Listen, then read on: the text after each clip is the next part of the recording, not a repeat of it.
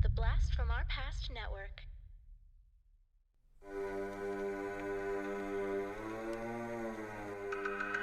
Podcasting After Dark presents TV Obscura, a deep dive into underrated and unknown television shows from our youth. Cartoons, sitcoms, cop shows, and much more. Sit back and enjoy some nostalgic fun with TV Obscura.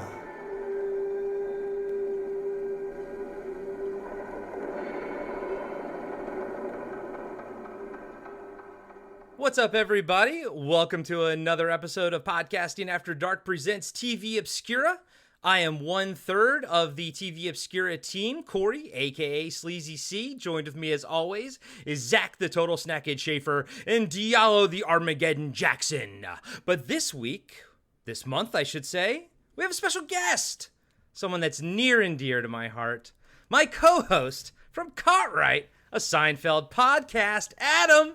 What is up, bro? Also from Blast from Our Past Podcast and Throwback Trivia Takedown. What's up, man? All the podcasts. Thank you guys for having me. I'm really excited to be talking 90s cartoons. Sorry, I kind of blew your intro for what you're going to talk about. Fine. But it's near and dear to my heart because y'all are a little bit older than me. And so this is my era. And this genre, and TV Obscura in particular, is something that I love that once you guys started that, it was so fun because every episode, there's at least like one that I know. Now, you guys go with some weird shit. I'm not going to lie. But That's then normally Zach. Yeah.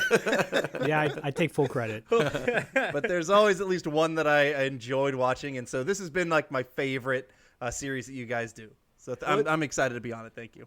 It's funny because I was telling Myra what we were watching tonight, and I was kind of telling her each show, and she's like, oh, I know that one. And Adam, I would say your show is probably the most obscure for this episode. Definitely. For sure. Yep. He brought the heat. Adam brought the heat on this episode. Dude. And I'm not going to lie, spoiler alert, I had so much fun with Captain Simian. So, Adam, thank you for bringing that one, but I'll run it down real quick. So Zach is going to be talking to us about Bill and Ted's Excellent Adventure cartoon, or I think it's called Bill and Ted's Excellent Adventures. Diallo is going to be talking, and that was 1990 through 91. Diallo is going to be talking about ReBoot, which was 1994. Adam is going to be talking about Captain Simian and the Space Monkeys, which is 1996.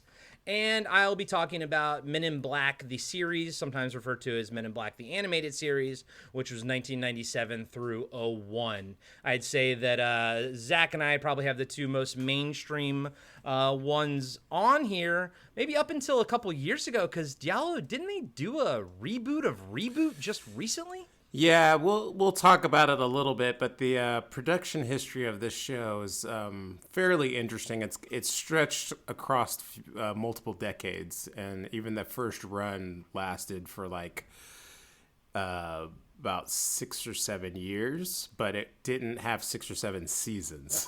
So, okay. Yeah.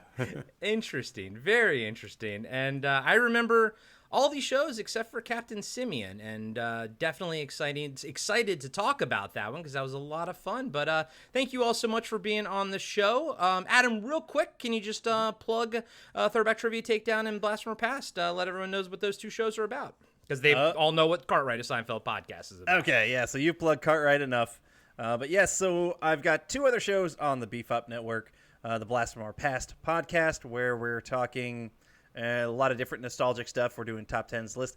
Check out for an upcoming Diallo episode. We'll be recording that later this week. But we also do album reviews and talk film and TV and do some recastings, which actually I will say we did an episode with Tim Manis of Talking Back, and we did ReBoot, and we did a recasting of a live action ReBoot, and actually it was a damn good episode. Oh, nice. Wow. Yeah. Nice. So besides that, sorry, go ahead, Diallo. I was about to say it's probably better than the one that they actually made. I haven't seen it, but I'm dead certain it is better. And then Throwback Trivia Takedown is, I'd say, all your favorite nostalgic trivia wrapped up in a nice little 40-minute package.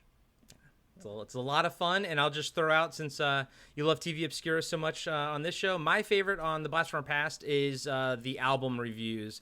I learned so much from those episodes. I think they're absolutely amazing. But I've been listening to that show for, how long have you guys been around for now? We're coming up on, is it 5 or 6 years? It all blends, man. I can't I think remember. I think you're past 5, because I think I've been listening to it for 5. So, keep up the good work. Here's to another 5 more. But as all, we got a big show, guys and gals, tonight with 4 different shows. This is probably the biggest episode we've done to date. So let's just jump right in it. Zach, you want to talk about some Bill and Ted's, my man? It would be my most excellent pleasure. I'm not going to talk like Bill and Ted the whole episode, but if I drop a line from one of them, I may have to do it in there.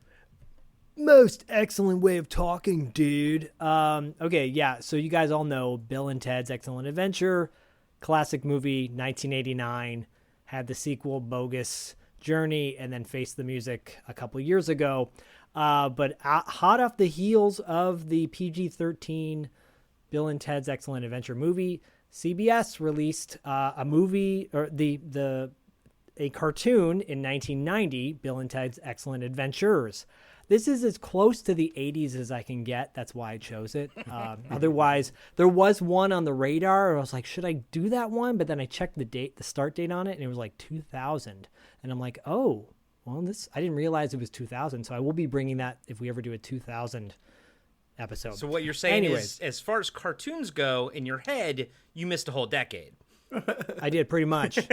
So thankfully, because of you three, I was reminded of some of the great cartoons from that era instead of some of the terrible cartoons from that era. Not one of our cartoons features blasting heavy metal guitar nonstop with like guys talking super fast and going, huh? Thank God. Anyways, Bill and Ted's Excellent Adventure lasted 2 seasons. It's a very interesting little journey here. The first season premiered on CBS. It lasted 13 episodes. The second one, instead of getting canceled, it kind of got shifted over to Fox. And the original 13 episodes featured the original cast members from the movie. Keanu Reeves as Ted, Alex Winter as Bill, George Carlin as Rufus, Bernie Casey as Mr. Ryan, their principal.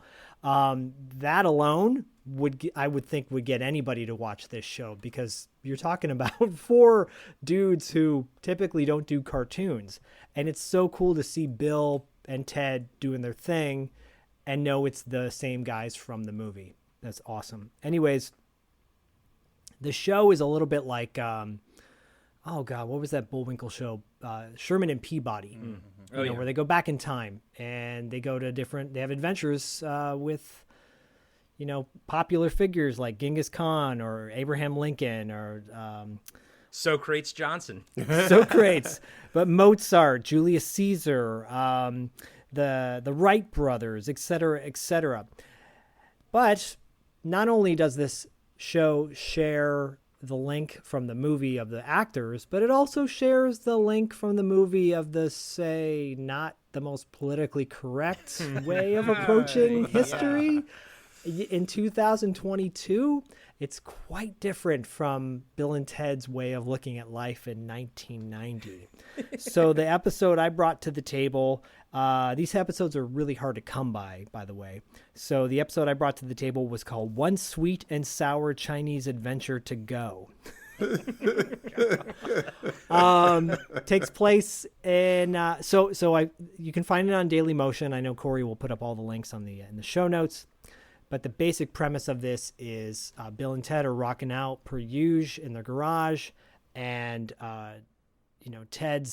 Bill's dad gets angry at them for playing too loud, and it causes their stepmom Missy vase to break. So, keeping in line with the movie, and you guys gotta. For those of you that have never seen Bill and Ted's Excellent Adventure, the PG-13 movie, it's not a kid's movie per se. I saw it as a kid. Yeah. Well, no, I was 13 when I saw it. It's a teenager movie. It's legit a teenager movie. It's not like a little kid's movie. So Missy, the mom, the stepmom, is like their age or a little bit older. I think she graduated like the year before them or something. And so they call her Missy and they go, I mean, Mom. And they run that gag through the show as well, which is great. And whenever she comes on screen, the music changes to like kind of like this bow, chicka, bow, wow kind of music. It's really inappropriate. Anyways, they break her vase and they come up with this wild idea to go back in time to China to find the vase. They do, and they get caught up in having to build the Great Wall. They introduce to-go food at the local restaurant, along with the number 10, which in Italian means spaghetti, because the noodle dish gets wrapped up with Italy, and then that's how they help invent spaghetti by way of Marco Polo helping out in some weird way. It's got a lot of references to, it's super timely from the 90s and late 80s. But I did love the fact that they pointed out they asked for a bag, and then Ted goes, paper, not plastic. We're into we care about the environment, dude, or something like that. Why is it so woke? It's so on one level, I'm like, you're woke. On the other level, I'm like, you're not. You're not. And I was going to start out by asking you guys what color is an orange, and then like a wait for lemon. your response. Yes, yeah, just and like then a say lemon. just like a lemon. It's its namesake, That was a great anyways, line, by the way. I did enjoy Yeah. that little exchange.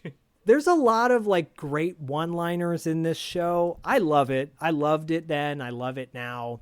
I have a little show and tell for you guys in a minute in regards to my love for this show. It's definitely not PC, but guys, let's be honest. We need a little bit of non-PC stuff every now and then. The intro song, which sounds like a Michael Bolton ripoff, is amazing.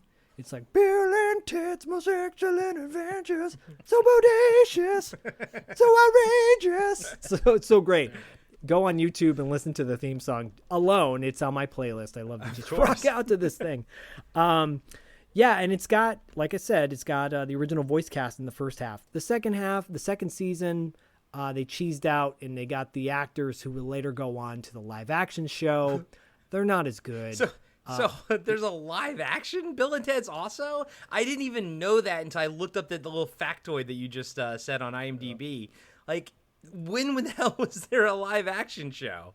Same I believe it was the same year that the cartoon was coming out. So they bombarded people with a live action show and an animated show. They were like, this property is so hot.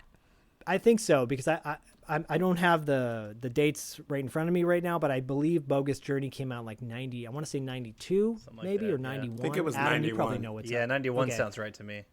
And I feel like at that point, personally, Bill and Ted kind of flamed out for me. I'm like, okay, they did as much as they could. It's done. How the dare franchise. you? How dare Well, I you? did at the time.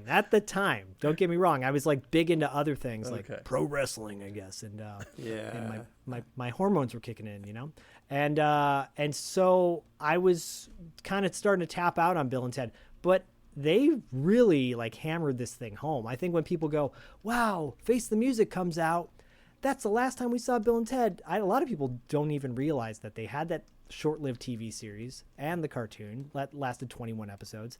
Speaking of the cartoon really quick, the voice cast besides those guys is a who's who of dudes who have been all over animation and some not. Rick Overton, by the way, went on to play Rufus on the show. That guy's a really funny actor and comedian. You've got guys like Rob Paulson. You've got guys like Maurice LaMarche, Pat Fraley, Bob Wrigley, and then you've got Jeffrey Tambor was on the show, Jonathan Winters, and Phil Hartman, and Nancy Cartwright. These are different people who would be on the show throughout this short-lived series, if you think about it. And a guy named Robert Ito, no relation to the judge, by the way. Yeah, the show has its moments where it's if you love Bill and Ted, you're gonna love this show. The second season, you can find the second season on YouTube. I think all the episodes may be there. They're not as good because it doesn't have the same energy, But overall, I love the show. I was excited to bring it to you guys, and thankfully, because of it was either Adam or Diallo that suggested a '90s cartoon theme, and I was like, okay, I'm down. Let's pull this one out. But like I said, I love this show so much, and I love it so much because I also own the toys. Oh my! I own, and still in box, by the way. Oh wow! So I have the Bill and Ted's. I'm showing everybody the toys. I will take pictures and we can post them up on our show. We'll post them on the Instagram. Yeah, look at that. I have the Bill Figure. I have Rufus. Holy comes shit! with a keyboard. Wow. I have, of course, have Ted. Of course. You know. And so these figures came with an accessory like a guitar or something. Oh, I also have the phone booth. The phone I was booth. gonna say, Holy gotta come crap. with the phone booth. Yeah, you gotta have the phone booth. And if you look closely, it's the actors from the TV series who They look awful. God, they're awful. grotesque. They're grotesque. It looks like Kenny Rogers post facelift. Oh my god. Yeah, it looks but like the stunt doubles. It's like the Spaceballs gag, you know. It's totally. So they released a whole toy line after the movie. In '91, these toys came out, but they had Billy the Kid, Abe Lincoln, Genghis Did you say Khan, Abe Lincoln? Habe. Habe. You know Habe. Guys. And then and the Grim Reaper. Of course. Yeah. And then they came out with this like little boombox speaker with a cassette tape. What the hell is wrong? You're buying all this stuff. Oh my god. Why I kept it in the box, probably because I started tapping out on collecting toys at that point, but I'm like, I just like these and I want to keep them, and here we are 30 years later and I still got them. They're probably worth something now, but anyways, I love the cartoon. Regardless of whether it's politically correct or not, it's a lot of fun. Thoughts, guys? Well, I was just going to say real quick, speaking of the series, the live action series, talk about a branding nightmare. It's the exact same name. It's Bill and Ted's Excellent Adventures. So it's the same name as the cartoon, but it was only on for 8 episodes. And, even worse is the guy who plays Ted doesn't even have an IMDb picture. So that should tell you everything you need to know right there. I mean, and you think about it, like, there's a lot of TV spin-offs of movies, right? And cartoons specifically. I think of like Teen Wolf, and I think of we talked about RoboCop. Yeah, but, of course. You know, Bill and Ted's, and you can go down the list of like. But then they made sitcom spin-offs of comedies like Fast Times at Ridgemont High, which was not very good. They had a Ferris Bueller's Day Off series. Ferris I Bueller's think. Day Off with Jennifer Aniston and Charlie Schlatter, I think. Jesus. Not The very good. Clerks had a fucking 90s TV Yeah. show. Jim Brewer. That was They actually, sure I actually did. really liked that show. Shit. That was a great show. Good Well, boy. we were talking about also doing maybe an adult cartoon series, TV Obscura at some point, so we can cover like Duckman and the Critic and stuff. And I would actually like to do the Clerks cartoon because that thing was fantastic. I was a big fan of that one. Oh yeah, for sure. And like I said at the beginning, this show, the movie is geared towards teens. This cartoon is definitely geared towards kids. But there's enough little subtle references every now and then where you're like, oh, this. I think only a teenager would get this. Like the references to Mom. Missy, Mom. Yeah, that's a good gag. But then again, like going back to the unaware of like non-PC days, at one point. Ted says to one guy, he's like, "Nice earrings, dude, but you really should try to wear."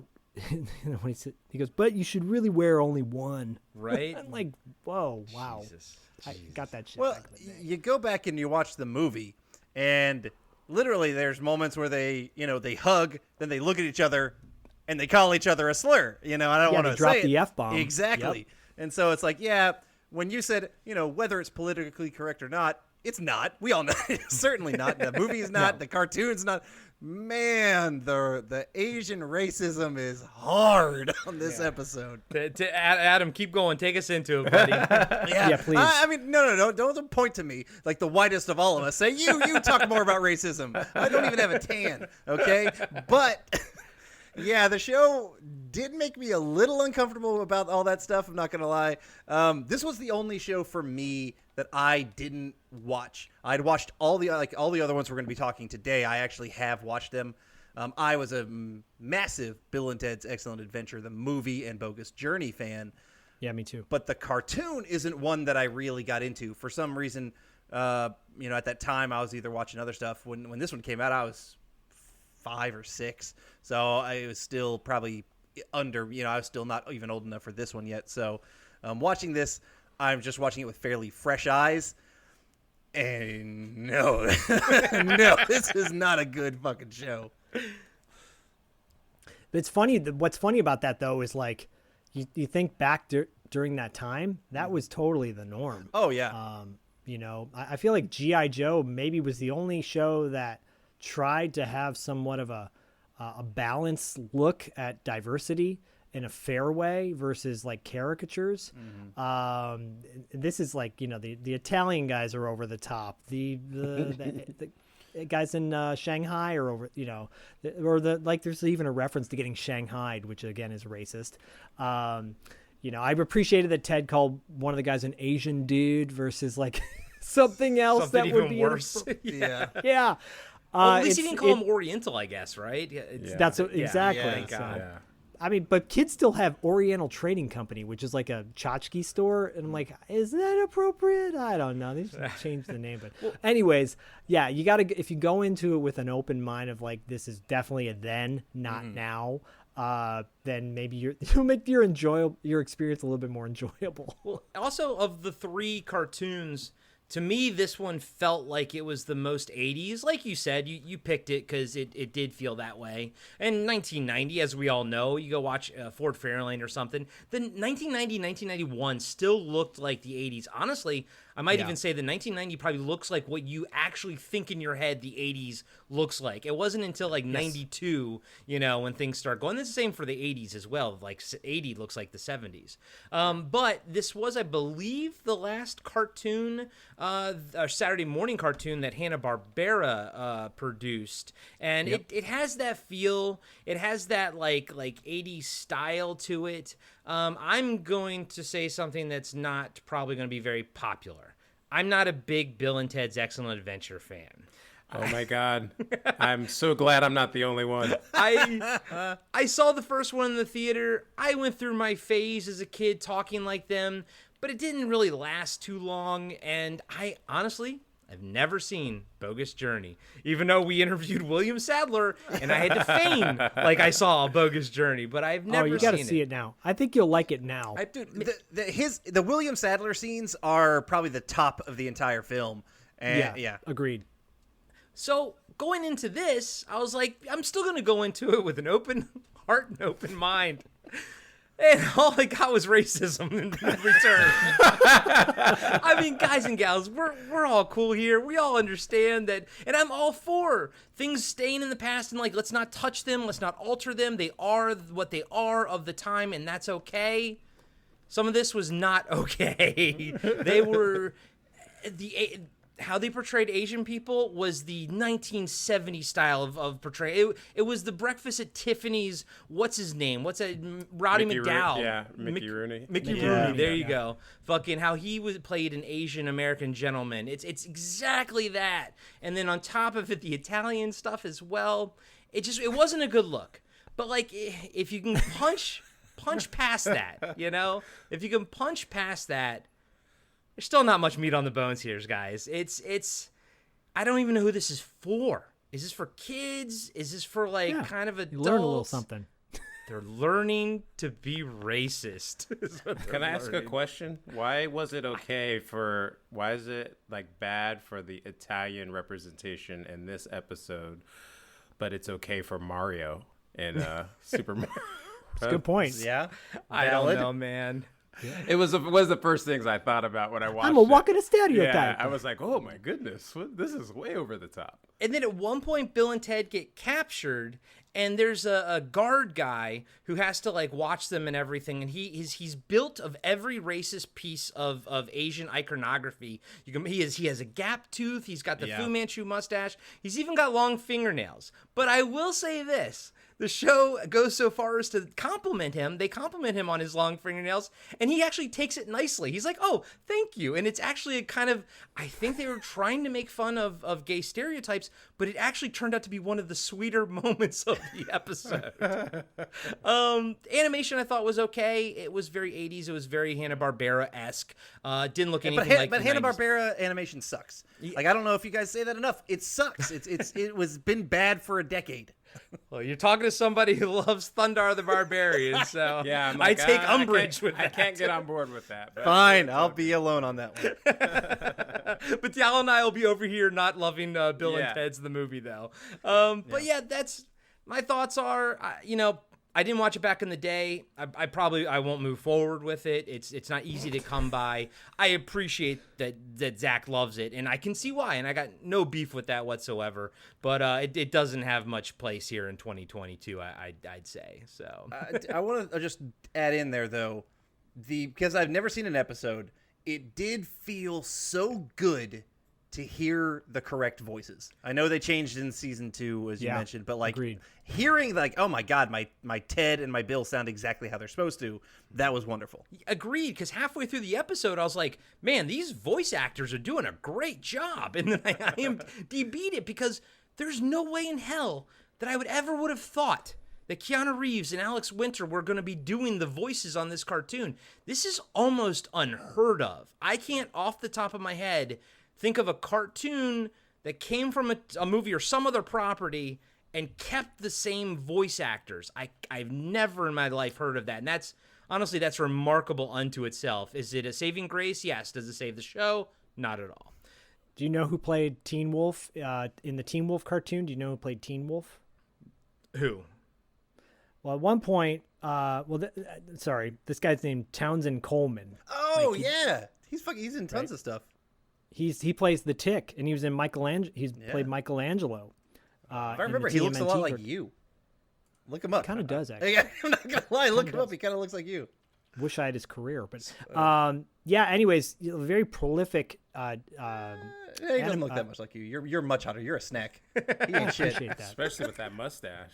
I know. I'm telling you, Ted Lasso, baby. Wait, were you? But Zach, were you going somewhere? Like, were you combining this with what I was saying about Alex Winter and Keanu Reeves doing this? Well, so that's my point. While on one hand, if you go back and watch that Teen Wolf cartoon, which is not that great, and again, it's a CBS cartoon too. What? Something about CBS with their cartoons. We should do that. That was like, a we great should do cartoon. You're mostly talking about something else. The Teen Wolf cartoon. Well, Yeah. okay, it's been a minute, so You must be I'll talking say about a different cartoon. maybe I was talking about Teen Wolf 2. The Teen Wolf 2 cartoon. It is so refreshing to hear the legit voice actors because, it rarely happens. And I as I'm watching it now, I'm like, those guys must have had a blast in the studio recording this. George Carlin, for crying out loud. You get to hear him, doing his thing. And apparently he's allergic to anchovies in this. And, it's silly, it's stupid. But again, Diallo, your thoughts? Yeah, just like Corey said, I didn't really I loved Bill and Ted's Excellent Adventure when it was out, just like everybody else. I quote it all the time. Whenever I'm driving and I go past San Dimas, I shout out, like, if I'm in the car, I'll blurt it out. Like, people are like, what are you saying? But I'm like, San Dimas High School football rules. Yeah. Of course. Dude, every time I see a Circle K, I gotta say strange things are upon us at a Circle K. Yeah. That's probably my least favorite, or my thing I miss the most about living in LA is just like you could drive around and see shit that you knew from movies so easily. But yeah, I think like Zach said, it faded for me pretty quickly, and like I never saw Bogus Journey. I kind of intended to watch the movie that came out last year, or 2020. Face the Music. Yeah, it was bad. It was fucking didn't terrible. Bother, just because I didn't like. Wanted it to be good. Yeah, I did too. I wanted it to be good so bad. I kind of remembered that TV series, but until I didn't remember, so you just kind of brought it up, the live action one, and then it's no Weird Science TV series. I actually watched that one. That was good. That was on USA. That was on USA, right? It was good at the time. Yes, very good at Yeah. the time. Yeah. So like, and I remember when the cartoon was out, and this was in that era where I think I just gone off to college, and I didn't really like the vibe of a lot of cartoons on at that time either. They were definitely shifting to this more chaotic energy, which wasn't really kind of my bag, I think, as much. So I kind of skipped it. So this was actually I'm not gonna say it was the first time I watched it, because I'm pretty sure I watched at least an episode here or there back in the day, but it was in passing because I just know I didn't really have any interest in watching it. But the cartoon itself was like, minus the racist parts, it was fun. I think the funniest part to me was the mom, actually. Just Missy? Yeah. I mean, Mom. That was like, to me, was the funniest. And I think I was more amazed that they didn't recast the dynamic, because like they kind of did that in the Attack of the Killer Tomatoes cartoon. I think that they changed some of the dynamics so that it was less sexual. But yes, totally. Yeah, but here it was like they did dead on, and I was kind of shocked by that, and that made me laugh even more. But yeah, as an adult, for sure. Yeah, it's funny because like you could definitely do this as a show today minus the racist stuff, and it would actually probably be pretty interesting and fun.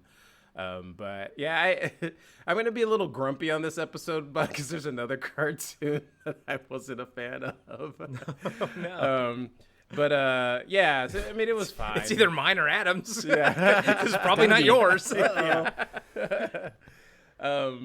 But yeah, those are my thoughts, really. It was kind of fun to watch, and it's really weird because I don't have there's nothing bad about Bill and Ted. It's like I don't not like it. I love that movie, but like Zach said, I think it was kind of like this moment, and that lasted for like a year, and then I was over it after that. Yeah. Well, and this isn't knocking the franchise at all, but I feel like it's a very niche franchise. Like the series, the original movie was, I think, considered a somewhat independent film. Hemdale Pictures put it out, I think, and it's not like independent to the point where Clerks kind of category, but it's an indie-esque film with, if George Carlin is your biggest name really when that came out, that's not a huge cast, So I think he kind of had an underground cult following that just got gained with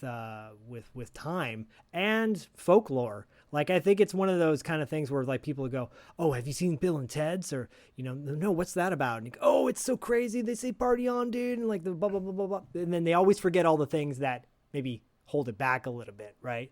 Like Adam, you're saying the best part of Bogus was Sadler. Yeah. But there's some parts of that kind of don't work always, and that's fine. But I think it's one of those folklore things where people who dig it love it. People who don't are kind of like meh about it. So for me, it gets 2 thumbs up, dude. I just want to point out really quick that the Ted figure on his pants, it says "Save the Humans." Instead of like Save the Whales, probably. That's hilarious. Which is kind of fitting right now, actually. So wow. Yeah, we need them to. I just saw a meme tweet or something about apparently we're not going to get saved by a time traveler, but maybe Bill and Ted is going to come back and save us all. Yeah, exactly. Please, God, please. Hey, everybody. Corey here. I just want to let you know that we'll be right back after these short messages.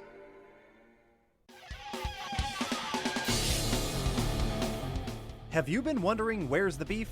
Well, on our podcast, Throwback Trivia Takedown, you might just find that out, as well as some other things about the 70s, 80s, and 90s. We're a nostalgic-based trivia show that pits 2 challengers head-to-head in a duel of the decades, with categories ranging from movies, TV, and music, to slang, food, and fashion. You're sure to get the best in retro-themed trivia. So strap on your jelly shoes, grab a Surge, and walk like an Egyptian to your favorite podcast app and check out Throwback Trivia Takedown. I heard even Mikey likes it. And now, back to the show. Diallo, you want to reboot us, baby? Yeah, this is one I liked.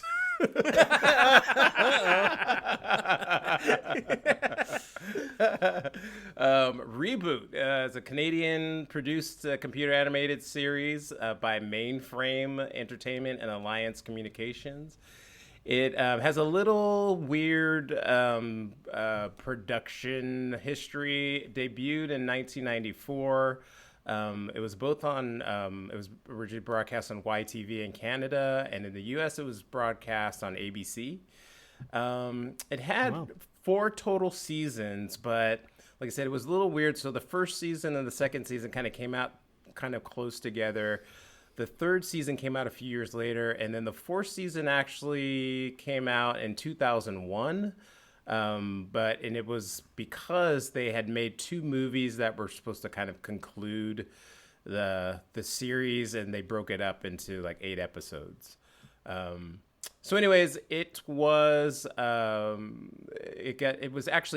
spent the first couple years on ABC in the US, and then it got canceled in 96 when Disney bought ABC. And then they canceled it, and then it was on, like, it was in syndication. I think it ended up like on Cartoon Network, and that's how people caught it after that. It was one of the I'm not going to say it was one of, I think it was the very first computer animated cartoon. Like fully computer animated. Yeah, fully computer animated, top to bottom, conceived of and made specifically for animation. So it predates like Toy Story by a few years. And like it's one of those ones where we get into this all the time, where people like look at it and they'll kind of judge the animation as not being up to par, but like when you say it was literally the first, and it was made with 1992, 93 era CGI computers, it's actually pretty impressive. It was basically every episode, it starred a guy named Bob, who was a guardian of the mainframe, and Dot, who was sort of his female sidekick character, and Enzo, a young boy that was sort of like looked up to Bob, and their dog Frisket. And basically the whole setup of the show was that they lived in a computer city called Mainframe, and whenever a user out in the real world was going to play a game, a little sort of a cube would drop down on a section of the city, and Bob would have to rush to that area and get in it, and he'd press this button on his chest called ReBoot, and what would happen was that section of the game would turn into whatever the player was doing. So if the player was playing a Western game, that whole section would turn into Western. If it was a submarine game, it'd turn into submarine, and then Bob would turn into a version of that, and he would fight as the computer, and he would have to basically beat the user. And if he didn't beat the user, then it would destroy that section of the city. So it was always high stakes, and everybody that was in that section of the city would actually turn into what they called nulls. So there was also an element of the show where there was 2 antagonists. One was called Megabyte, and the other one was Hexadecimal, which is like a female character. Eventually, it turned out that they were brother and sister. It was the makers of the, just to go back to the sort of like the production of it, the makers of the animation were actually the guys behind doing the Dire Straits video Money for Nothing. That makes sense. Total sense. Yeah. So that's kind of how they got into the deal. But yeah, the first 2 seasons, the first season was kind of standalone. The second season, I watched the first 1.5 really. Bob, the main character guy, got lost, I think, at the end of the second season. And then Enzo in the third season he grew up and changed his name to Matrix. And it totally lost me. I didn't watch those. I'm on the exact other opposite. I think that's really? when the show got good. Yeah, I mean, that's like the stories actually got better. Yeah. But for me, it got away from... It's actually kind of funny because I think about Tron Legacy, actually. And I don't really like that movie. And I always feel like it should have done something more of like the lines of the first season or so of ReBoot, which was like a representation of playing games and stuff like that. But I kind of passed. They had and then they had a live action Netflix series, which was nothing like it was nothing like the show that was on in like 2018. So Did it star Willie Ames? Was Willie Ames the guy? oh, that's Bible Man. that's Bible Man. Yeah, it's Bible Sorry. Man. Yeah, Bible Man. yeah. So that was ReBoot. I remember being the only person that I knew that watched it. But I was really into the animation of it. It was something I had never seen before, and it's kind of hard to catch and Saturday mornings. But yeah, I dug it, and Is the live action TV show ReBoot? Is it called ReBoot: The Guardian Code from Yeah. 2018? Yeah. with live action people. Wow. Yeah. Wow. Yeah, that looks bad. That looks yeah, real it was bad. I saw it because I was kind of excited to see it. It popped up on Netflix, and then I just kind of was like, this doesn't look like anything I remember, and I just passed. So Is it Yeah. better than Bible Man? nothing's better than Bible Man. Oh man, ReBoot. Adam, take us. What are your thoughts on it, buddy? Sure. 'Cause- Sure. So I actually was a definite fan of ReBoot. I was introduced, as Diallo had kind of mentioned, it went to syndication. I think it was Cartoon Network. So it was kind of at a slot where I would watch it when I got home after school. And I got into it. I loved that, it's old school computer graphics look. Like Beast Wars Transformers is one of my all-time favorite shows. Oh, yeah. As That's a great. kid. I have a lot of the toys. I love that one. And that was the second fully computer animated show, because it was done by the same people who did ReBoot. But I've seen actually the show probably, at least once all the way through, maybe twice all the way through.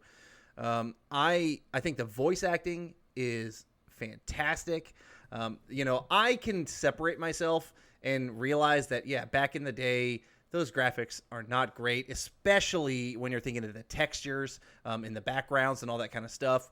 But I dug the story, and I loved later on in series when Enzo they leap him up forward in time, and he grows up and he becomes an utter badass. I really enjoyed that portion of the series, but overall it was one that I watched, I dug, I enjoyed, and I still have the nostalgia feelings for it. The dynamic you talked about, Hexadecimal and Megabyte being brother and sister, their dynamic was awesome. Mm-hmm. Them as villains were fantastic. Dot Matrix was kind of the every woman who is, she's the person who is the smartest and also most logical person, but she was kind of, the wet blanket. And so she was probably, as a kid, my least favorite. I always liked Bob, and then Bob did go away, and then Enzo became a badass, so I dug him. But yeah, this is a show I am forever gonna enjoy. Nice. Zach, any memories of this one? Yeah, so I never watched this show as a kid. I remember seeing the promos for it and just missed it. So I came into this with fresh eyes, and I really, really liked it. I thought it makes sense that Disney wanted to can it, because they're like, no, we can't have anything remotely similar to Tron in any way, shape, or form. Yeah. Just got to focus on Tron. It is. I did get shades of Tron, a lot of shades of Tron in this. Yeah. Of course, because Tron is like the birth mother of all this stuff, right? Mm-hmm. So I love the kind of nostalgia of it, especially in this day and age. I think if you, this would be a great nostalgia show for this generation now, to be like, oh, that's what computers used to be like, man. That's wild. I think that would be really cool to actually introduce this to young people who are not cynical or sarcastic, which is very few out there, I think, but it's worth a try. The toy line is pretty rad. So I went on a deep dive down into the toy line. All four of these shows had a toy line, so to speak. This one, though, what I loved about it was that there weren't many female figures back in the day, right? I think G.I. Joe was maybe one of the other second G.I. Joe reference of the night. Yeah, keep in mind, there wasn't a single female Transformer, remember, when we were kids? They never growing released up. an RC. They They should have released an RC. Yeah. It's like travesty that they did not back then, but it probably wouldn't have looked that great anyways. But you think about all the shows that had female characters on it, because a lot of these cartoons always had a token female character. And they released a Dot character, which I thought was cool. And Megabyte's sister. They released a figure of her as well, which I thought was really cool because you just didn't see that all that often. And as a kid who liked to collect the whole, like, have the whole cast, you know, or Tila, I guess, in Evil Lynn from Masters. But anyways, that I think that's great that they did that. And I love the fact that it lasted as long as it did because it's kind of a niche show that like, it's unique, right, for its time, even though it has similarities to Tron. The guy who plays Megabyte, his name's Tony Jay. Yeah. I just wanted to point out Tony Jay is kind of a legendary actor, and he was the voice of the Supreme Being, or he was Supreme Being in Time Bandits, one of my favorite kind of bizarre kid movies. And I will always know him as Shere Khan from Jungle Book / Tailspin. Yeah, so that guy's voice is like pretty iconic. So when his voice came on, I'm like, I know that voice. Where do I know that voice from? And then I went on my dive and, was blown away. I want to keep watching more. I thought it was really good. The animation took me a minute to kind of get into at first. It was a little jarring, I think, because of just the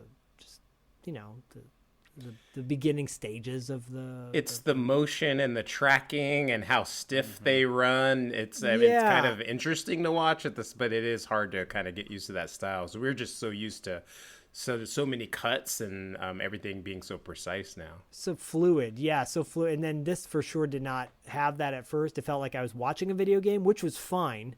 But once I get actually into works it, in its I benefit, I think, you know. Yeah, I think once you kind of get adjusted to it, I think it took a moment to kind of get adjusted. And to echo what Adam said, yeah, Beast Wars was the shiz back in the day. My son's downstairs. So. Well, speaking of, I was going to ask, are we going to get Bodhi ratings on these, or did you not show them to him? Oh, we'll get Bodhi ratings on these cool, for sure. Cool. Yeah. And I was also going to say you said the CGI is kind of jarring at first. I mean, it's kind of jarring when you first watch that Roughnecks Starship Troopers cartoon, and it's like 4 years later. Like they've improved, and it's still jarring. Yeah. No, that's totally you hit the nail on the head. Early 90s animation that was full on computer. You know, some shows put a little bit in and it kind of added to it, like Attack of the Killer Tomatoes would throw in some CG, some computer animation, which I thought was great, but the whole show wasn't computer animation. And when they did do a whole episode that was computer animation, it was a little jarring too. It's just the sign of it's the time. Toy Story now does not. Yeah, I was just about to say, if you go back and look at Toy Story now, you can definitely see the progress that we've made. Totally, it's amazing what we've come forward with. But yeah, ReBoot, I enjoyed. I liked it. I liked it a lot. Yeah, I never watched it back in the day, but I absolutely remember it. And Adam, more to your point, I think I remember Enzo being older, so as the kid, so in my head I picture him being a little bit older than when I watched it. Dude, and he gets like jacked, like buffed up. It's awesome. Yeah, I didn't know who that would happen to that kid. So the toy line, I'm like, who's this Matrix character? He looks cool, and I'm like, oh, I would have totally bought that toy back in the day. But didn't that's he have cool, like though. didn't he have like a 5 o'clock shadow or something? Yes, he did. And Of course. Did he have he eye looked patch, like or did Bob have the eye patch when Bob came back? Oh God, I can't remember. I wanted to I say think Enzo Bob did. but yeah, he looks like Seahawk from the original She-Ra cartoon. Seahawk was a side character who was really cool, really cool. People go, that show didn't have a whole lot of depth to it. No, Seahawk had a great backstory, and he looked like that, like a dark hair version of Seahawk. So it's funny. So I never watched the show.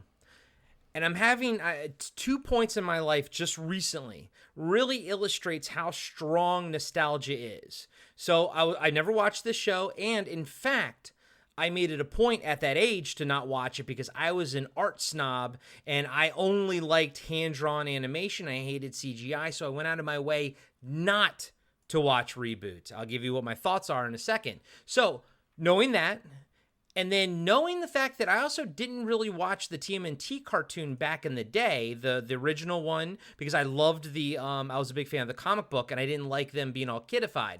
But now, in 2022, I'm playing that new game, TMNT Shredder's Revenge, which is like a 2D animation, sprite-based. Amazing. It is amazing, but it also gives me nostalgic, feels even though I wasn't into TMNT at the time. And then fast forward to now playing this watching ReBoot now. And I'm like, oh, it gives me the nostalgic feels for the early to mid 90s, because of the CGI. And I'm like, but it's so weird that nostalgia can override, how you felt at the back in the day. So like Harley Davidson in the Marlboro Man. This is another example, another perfect example. But watching it now, I can appreciate one thing that I noticed that I really appreciated about the going with the CGI route of this is that the animation gave them a lot of flexibility to do stuff. So in the very first episode, they one of those game cubes come down and they have to go in there and it turns into like a space combat show for like a good 5-8 minutes, you know what I mean? And they have to make all new assets like spaceships and fighter jets and everything. And I was like, that was cool. And I was like, that's really neat. And they did some cool camera motions with it and stuff that you couldn't do normally with straight 2D animation. And I was like, I appreciated how much flexibility the CGI offered them and everything. And I can only imagine that it gets better, going through the seasons and everything. But you can tell right away that the writing and like the ideas that are in play in this show are a bit higher level than you're sort of used to in a kid's cartoon, or like even like they're doing some stuff in here that's some interesting shit. It's some real interesting shit that they're throwing out there. And I was like, okay, I like this. I like where this is going. I like, I kind of dug the characters. Megabyte was probably my favorite. I thought he was really fucking cool. I liked his design. There's like a hidden kind of skull in his chest and everything. It's like the design is like a skull face. I'm like, that's really fucking cool. But I think if you can get past the CGI, if you can just get past it, I think there's a lot of meat on the bones and a lot of just interesting stuff. Even just showing Bob's morning routine. He didn't get out of bed. He doesn't do like normal stuff because he's in a computer. They can do whatever the fuck they want. He sleeps in like a bed of water. It's interesting because they can do whatever the fuck they want. And that's what I think that's really, really cool. I don't know at this point if I would ever sort of go back and go through it and like sort of watch it now. But I have heard from multiple people, it's one of those shows where it's like people are like, oh, you talk about ReBoot, and they're like, oh, that's actually a really good show. It's like one of those shows, and I can see it, and I'm glad that I have the knowledge under my belt that I can say, okay, I can appreciate what they're trying to do with ReBoot, and I just don't know if I would have the interest in moving forward. But I guess Shout Factory put out the series on Blu-ray, so I mean, there's got to be some market for it if they're picking it up and everything, Well, Corey, one thing that when you talk about the story, and this is again, I kind of tapped out at this point after season 3, but that's the part where I think it started to get a lot more epic. But the season 3 actually was Dan Didio from that was an editor of Marvel. He's like much maligned by quite a few DC fans because he's the one that killed off Robin. He was the editor that killed Robin, right? In the 80s, Robin? You talking about Jason Todd, Robin? Yeah, I thought he was the no, he's more recent. So he's he's more in like the 2000s up till I think he might be kind of nowish. Okay. So he was in charge of it, but anyways, but just like that level of creativity and vision and scope that he has for DC, good and bad. He brought a lot of elements to DC, but he was actually in charge of season 3 of ReBoot. So, just like there's a pedigree that the show had. Yeah. Adam, was this something you watched after school, or was it on Saturday mornings? For me, it was after school. I watched the syndicated version on Cartoon Network, and I would like to channel my inner Sleazy C, if you guys don't mind. Please. I know what you're about to say. Yeah, of course you do. So, Gadget from Rescue Rangers probably gave me my first boner. But my second boner very likely came from Andrea from the later seasons, who got aged up. She wore very little clothes. She looked almost like a mermaid kind of looking woman. Google her and Bonersville. I actually thought you were gonna say Dot just because of her. No, she's boring. Just because of her her chest was Yeah. It was very big and pointy. I mean, to the point where I was like, wait, this is a kid's show? And actually, I actually was reading about it, and there was like this whole battle between them and the the people in charge of the what is it called, the weight practices or whatever, where you couldn't show stuff, and they had to actually alter the way her chest looked so that it wasn't too risque. The most pointiest CGI 90s boobs had to have been the Killer Instinct, that video game Killer Instinct, with the girl in the green. With the, they were not realistic at all. I just think of that scene in Weird Science where they're at the computer and they're like, whoa. Weird Science. That's the second Weird Science. Gotta work it in there somehow. Yeah. Oh, man. All right, reboot. Good shit, man. Adam, you want to take us into Captain Simian and the Space Monkeys, 1996? You graduated from high school.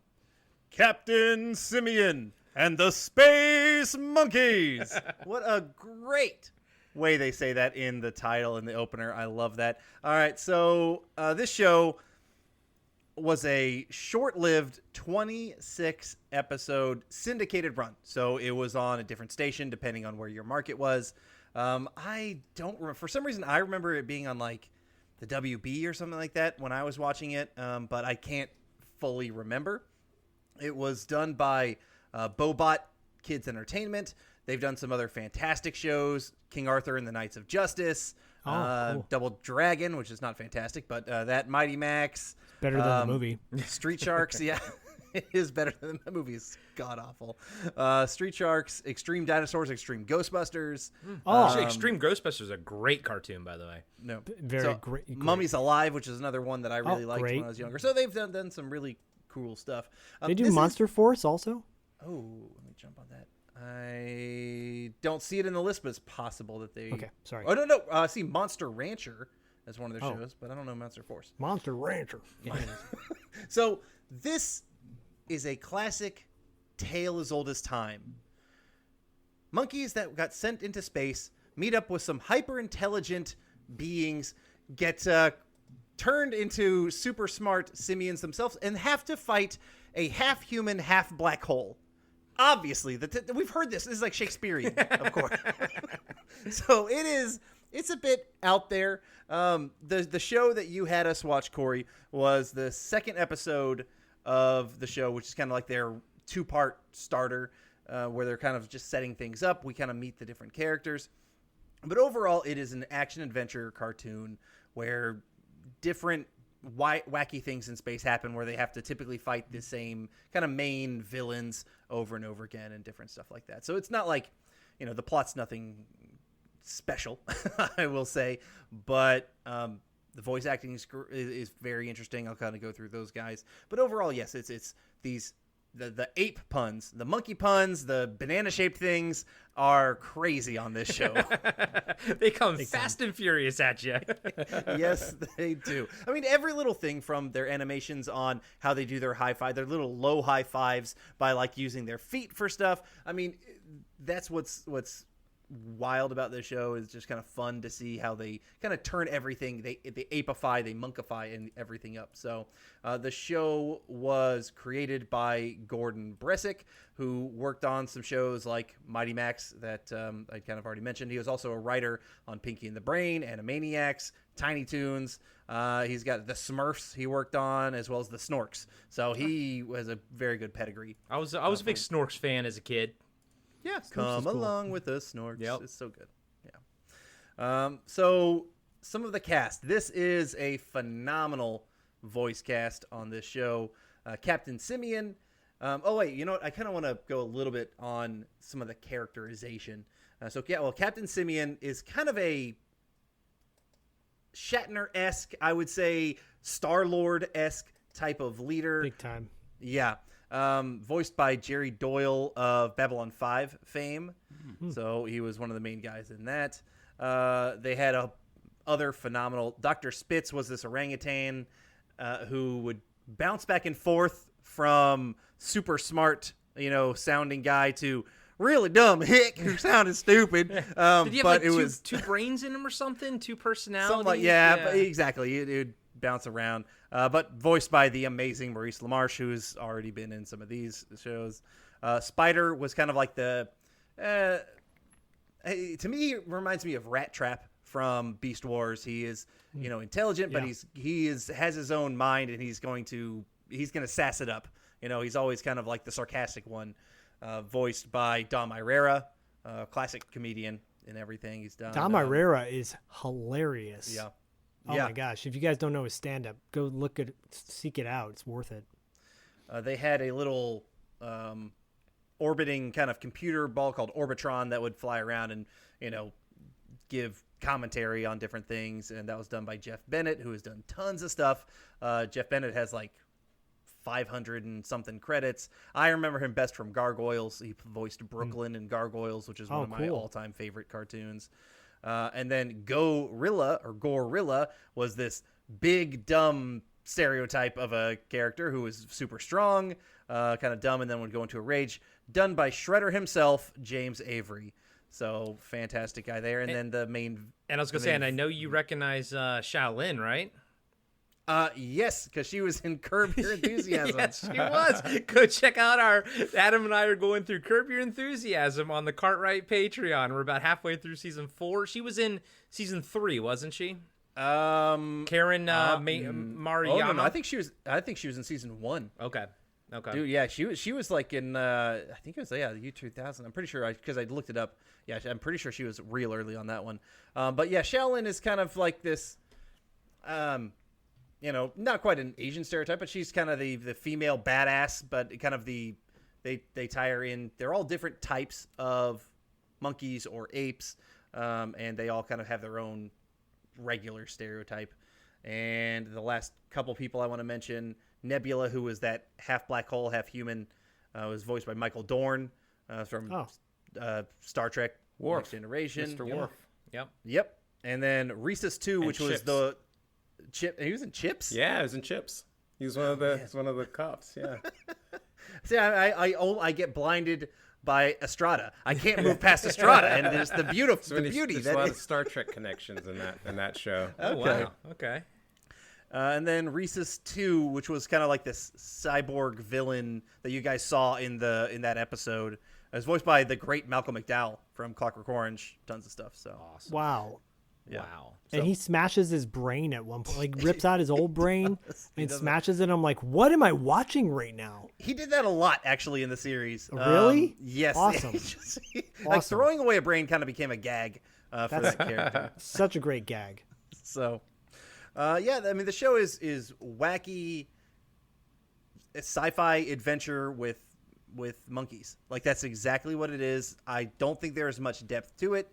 There was a toy line, and Zach, you can talk a little bit more about that if you want. I didn't own the toy line because it wasn't one that I just didn't have it when I was younger. At that time, I was buying Beast Wars and Gargoyles, and that's it.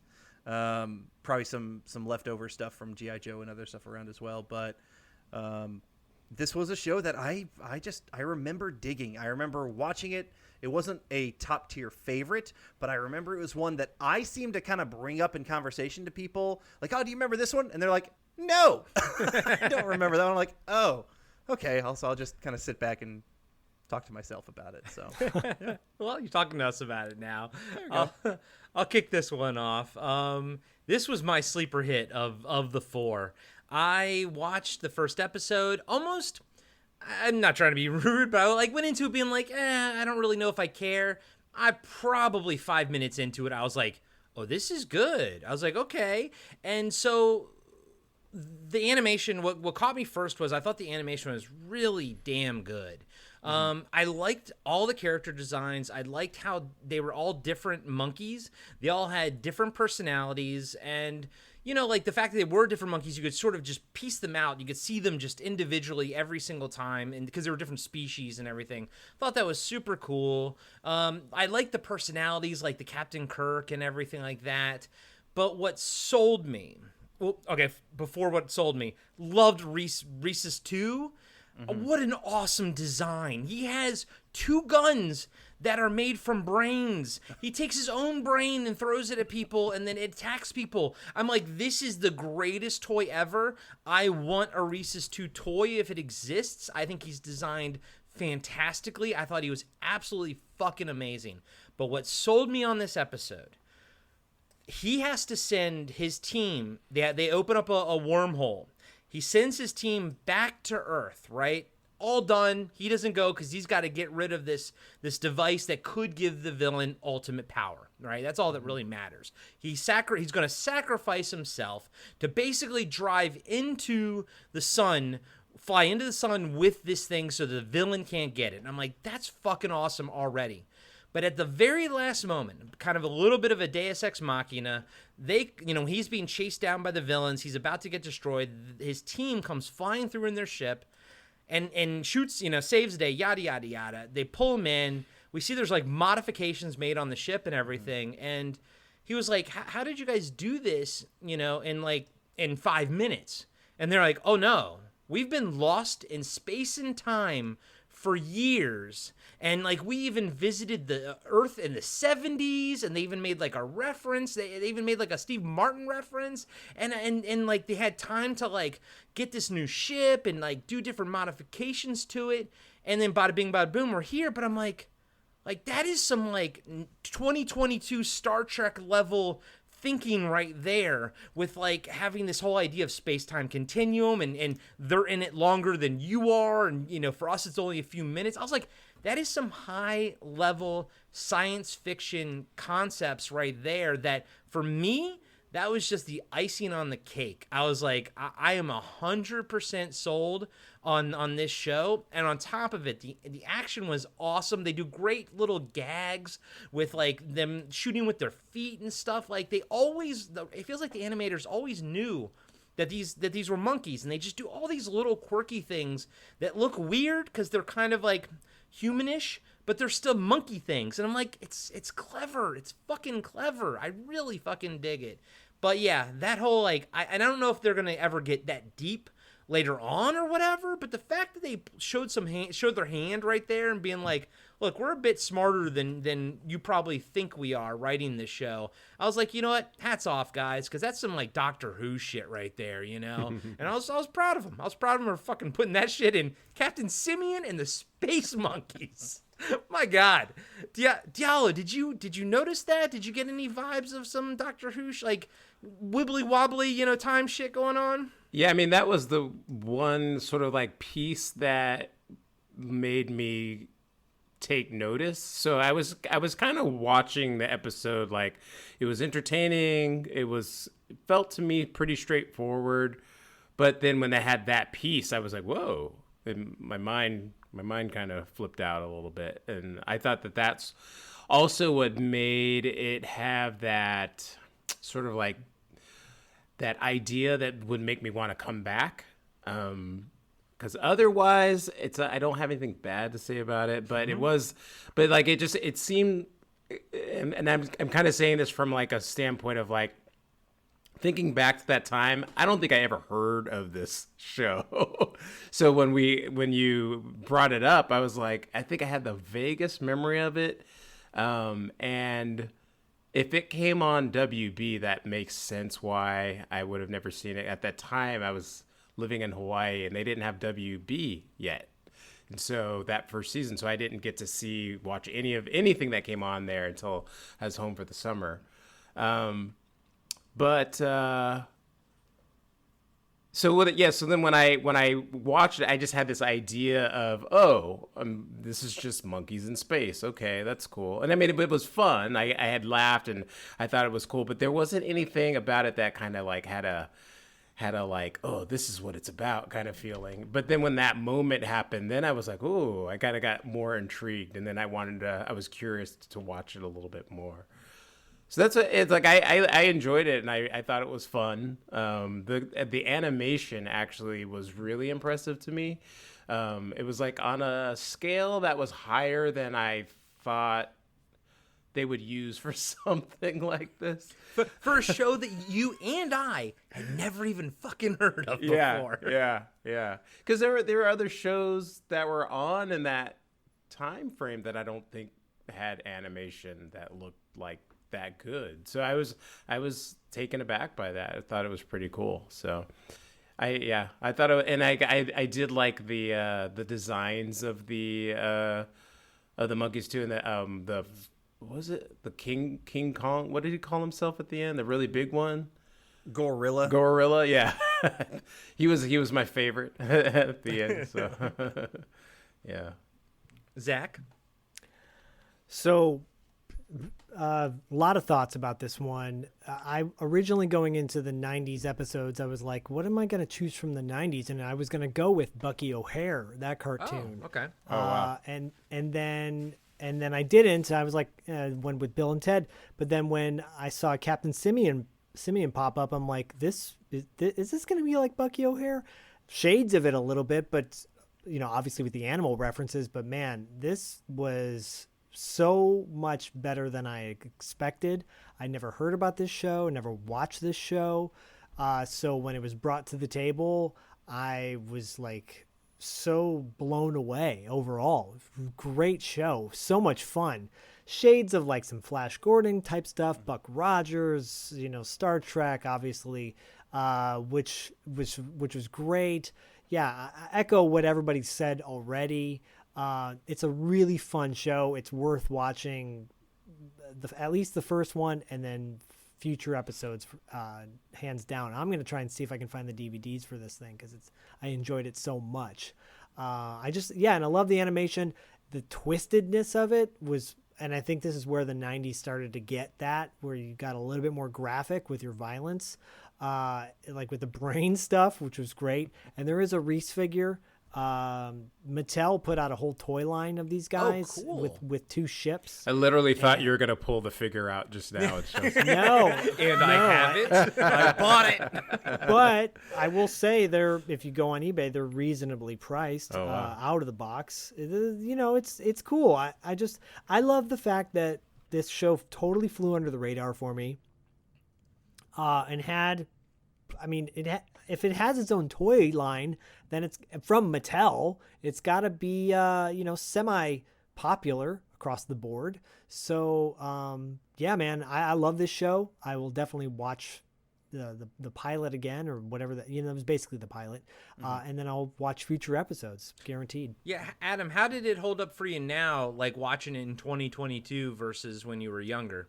Like y'all, surprisingly well. Yeah. So, I went back, and little things kind of hit me immediately. I was just like, oh man, I remember, just how these characters are acting, some of their little quirks and, all these little puns and, all the silly little stuff that it did bring back those memories of like, okay, this is solid. And you guys nailed it on the head. Like the animation, even though I had watched it when I was younger, I forgot how good that animation was. And it, as we all do on these shows, we go back and see some stuff, and it's just like, wow, really? That's how that was? I thought that was much better. Yeah. And then this one was the complete other opposite, where I was like, wow, that is surprisingly better than I remember.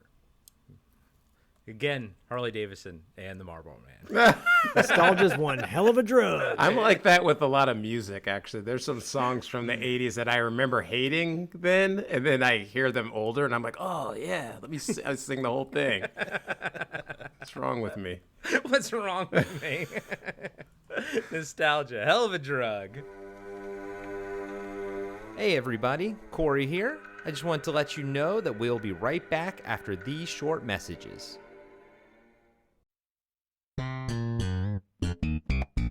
Hello! La, la, la. I'm Adam. And I'm Corey. And we are the hosts of Cartwright, a Seinfeld podcast. We are breaking down every single episode of Seinfeld as we watch it, reliving this amazing show. That's right, it's a trip down memory lane for all of us 90s kids out there. You can find Cartwright, a Seinfeld podcast on iTunes, Spotify, Podbean, and Patreon. La la la.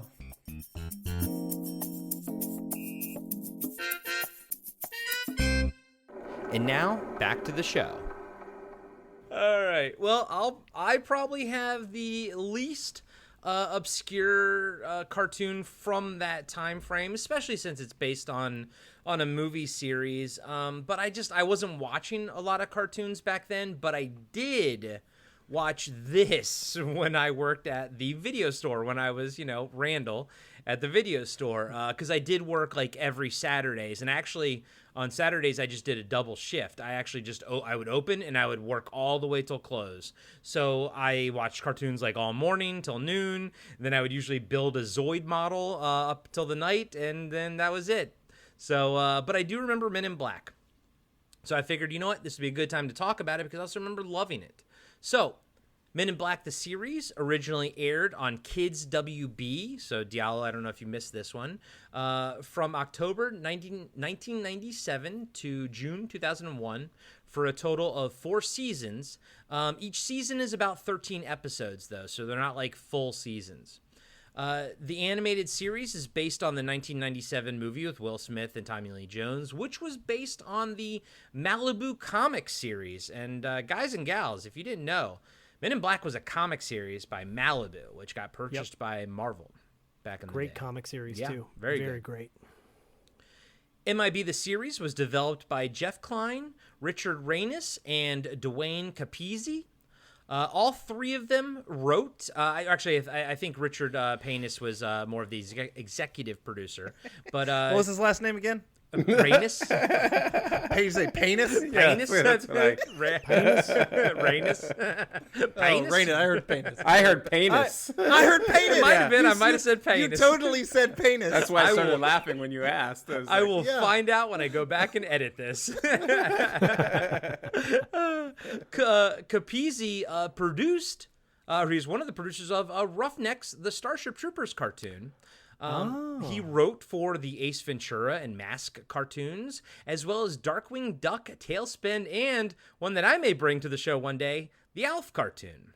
Like the movie of the same name, Men in Black the series follows MIB agents K and J as they deal with extraterrestrial threats in New York. The show deviates from the movies in a couple minor ways. Agent K never retires or never retired, and Agent J sort of stays a rookie the whole time. So it's kind of like they live in that moment in MIB1 before, the end of that movie, essentially. As far as notable cast goes, Ed Ross, Zach, I know who he is, but I'll just say real quick, he played K in the first season, followed by Greg Berger for the rest of the series. But Zach, do you want to throw out who Ed Ross is and what Podcast After Dark people probably know him from? Yeah, so really quick, the minute I heard his voice, I was like, oh, I know exactly who that is without even having to look him up. Great voice, but if you saw the movie The Hidden, he's great in that, and he plays the lead villain in Red Heat, the Schwarzenegger-Belushi film. And just check out the cover of The Hidden, and you'll see his face, right? Yeah, if you guys have never seen The Hidden, it's it's a body swapping alien movie. It's great. Yeah, Kyle MacLachlan's in that, right? Kyle MacLachlan, Michael Norrie, Claudia Christensen from what was that show? Was she in Babylon 5? Yeah, she's in Babylon 5. Yeah. Yep. So Keith Diamond played Jay. Interesting. No relation to Dustin. Yeah, no relation to Dustin Diamond. R.I.P. R.I.P., yeah. It's interesting because he actually only has 2 cartoons under his belt. The rest of his IMDb work is film and TV stuff. But his 2 cartoons were MIB and Transformers: Robots in Disguise. He played Rapid Run, and that makes sense because I believe that Dwayne Capizzi worked on Transformers: Robots in Disguise, the cartoon series. Other notable cast members are Charles Napier played Zed. Zach, I know you know who Charles Napier is. Yep, Rambo, baby. I think he was in Rambo First Blood Part 2. Billy West as Jeeves. Adam, I know you know who Billy West is. Yeah. Well, we all know who Billy West is. I mean, Fry from Futurama, if you want to say. Ren and Stimpy. But a ton of stuff, Yep. yeah. And then By the way, I was going to say I had an audition with Billy West once, and fucking nicest guy in the world. Super nice guy. That's great. That's awesome to hear. Other guest voices include David Warner, who of course played Sark in Tron, Adam Baldwin. Malcolm McDowell and David Warner in one episode? Come on. Crazy. Wow. Well, actually, David Warner was also in the, I think he did a voice in ReBoot as well when we talked about Malcolm McDowell as well. So Clancy Brown, awesome. Clancy Brown was in it. Adam Baldwin and Vincent D'Onofrio did not he played a different character than the one he played in the movie. Wow, that's Adam wild. Baldwin, no relation to the Baldwin family. That's none at all. He played was it Animal in Full Metal Jacket, right? Yep, and and Firefly. who's And of course, I remember, Firefly is what I think of. yes, Independence and then Day. Jane, yep, and then in Independence Day as well. Yeah, and Predator 2. He was also in Predator 2. Oh, yeah. And X-Files. And My Bodyguard. Yes. Adam Baldwin's been around for a while. Now he's crazy. Yes, he's also a crazy. I think he's a crazy right, person. So No, So he really? might be a Baldwin then. yeah, exactly. Oh man. Some Yeah. interesting. By the way, Clancy Brown. You hear his voice, you're like, that's Clancy Brown. Yeah. Oh yeah. Before for sure. we're talking before SpongeBob, the guy was still on doing screen movies like left and right. So this is kind of a Fucking legend. Clancy Brown's awesome. Legend. Yep. One thing that's interesting is that each episode is named. It has a name, and then it's followed by syndrome. So, like for example, the first episode is called "The Long Goodbye Syndrome." By the way, Zach, it's called The Long Goodbye Syndrome. The Long Goodbye, that's an Elliot Gould movie. Do you think that's actually an Elliot Gould movie reference in this title here? Yes, I think it is. I think that you're movie right. that movie is like a cool movie for people who know noir. Like Yeah. if you know noir, it's kind of like one of those underground 70s movies. Elliot Gould, if you guys only know him from the Ocean's 11 movies, you got to watch his stuff from the 60s and 70s. The guy, he's a tremendous talent. Like he's an icon. I only know him from Friends. I was gonna say, my wife loves Friends, and I know they announced the Long Goodbye is getting a Blu-ray release.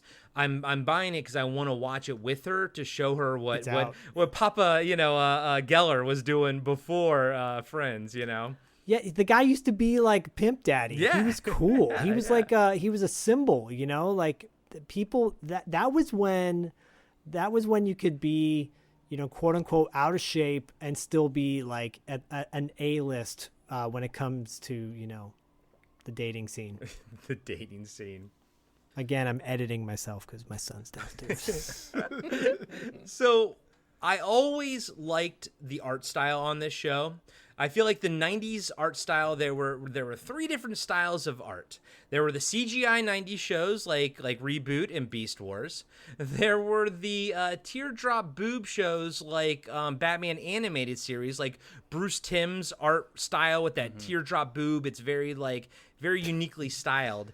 And then there's I'm sorry, what was that? It's called reference I again? call it the teardrop boob That style. is so unappealing in every way, shape, and form. And then there's this style, which is very much I put in the same category as the Tick, and kind of has that blocky, angular style, which I almost refer to as a post-Aeon Flux style to it, essentially. Totally. The humor, it's one of those shows where you hear it like, oh, it's got like adult jokes in it and everything, and I think it does. Like it's humorous for adults. I found myself laughing through both episodes. I watched episode 3 and I watched episode 1. Both of those episodes, but I did kind of watch a couple more beginnings. So it doesn't happen all the time, but both of those episodes kind of have a cold open where there's almost like a bait and switch. For example, the first episode, they get a call, Kay and Jay go to like a firefighters are by a tree. There's a cat in the tree. He climbs, Kay's like, hey, go get the cat to Jay. Okay. Goes up there. You think the cat's the alien. That's what Jay thinks. Turns out it's the tree that's the alien. The next episode I watched, episode 3, they're at a ball game looking for an alien. A guy hits like a home run. Jay's like, oh, the pitcher or the hitter is the alien. And then Kay's like, no, it's the ball. And then you kind of zoom in on the ball. And then it has a great reaction shot of Jay looking like very sort of disgusted and bewildered. And this show is just, he gets abused throughout the entire series. And I love it. I think the humor was great. I think they get the characters right, and I also think it's it's almost like an amalgamation of the movie and the comic book. It feels like it has elements of both. Obviously, it leans closer to the movie, but I do feel like they were mining some stuff from the comic book as well. But overall, this was a show that I watched every Saturday that I worked, I would watch it. This was one of the few shows because at the time it was a lot of Pokemon, it was a lot of Yu-Gi-Oh on Saturday mornings. Hated those fucking shows, but when MIB came on later in the morning, I was so fucking happy to watch that one, and that one actually like retained my attention. And if customers came, I would usually make them wait for a commercial, so because they can go fuck themselves. This job would be great if it wasn't for the customers. That was my moniker. But yeah, I watched both episodes. I thought it was great. This one, I would actually like to keep moving forward with it. I think it holds up well to today. I think there's a lot of good humor in it and a lot of good action. And I also thought it was really neat that because the aliens, and by the way, I think they do a great job of having all these different alien designs. I thought it really cool. But they got no problem killing the shit out of the aliens on a Saturday morning cartoon because they don't make the aliens look very humanish at all. And I think that's on purpose because they explode them a lot. And as a kid, I was like, that's cool. That's fucking cool. But yeah, love this then. I love it now. I think it's a great show, and obviously it lasted for 4 seasons, so I'm not the only one. But Zach, do you have any memory of this at all? Did you watch this back in the day? Yeah, I think I watched. I know I started watching it back in the day, and I think I was starting to just fade out on cartoons at that time. I was based on my age, also, but I was also like, I don't know, it just didn't have the same charm that the 80s cartoons had for me. It didn't spark that charm for me.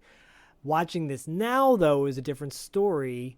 You hit the nail on the head with the violence. Like, the most violent cartoon I ever see. Yeah, we can kill as many aliens as we want because they're not human. We just kill everybody. It is like Slaughterfest. It's Slaughterfest. It is. It is wild stuff. Like, and the aliens come out fast and furious, like John Carpenter's The Thing on steroids, and it is intense. I was curious I get why Kay would often call Jay slick, and I'm like, is that appropriate? I don't know if calling a black guy slick is like, I don't know. Is that one of those old...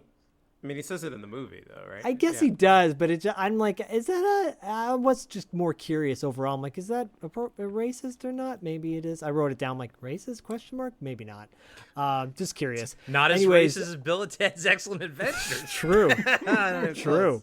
It's true. So no, I was enjoying it. The animation style, it's more modern than I'm into. I remember from our Tick episode, you weren't a big fan of that angular, blocky sort of style. Yeah, I don't like it. I know it got even more kind of over the top with the Tron cartoon that came out for a minute, and I'm like, it doesn't do it for me. I would like to see more of a traditional style, but that's just me. The writing's really good. I thought that this episode in particular, with the kind of twist at the end, because there is one, was totally made sense and was enjoyable.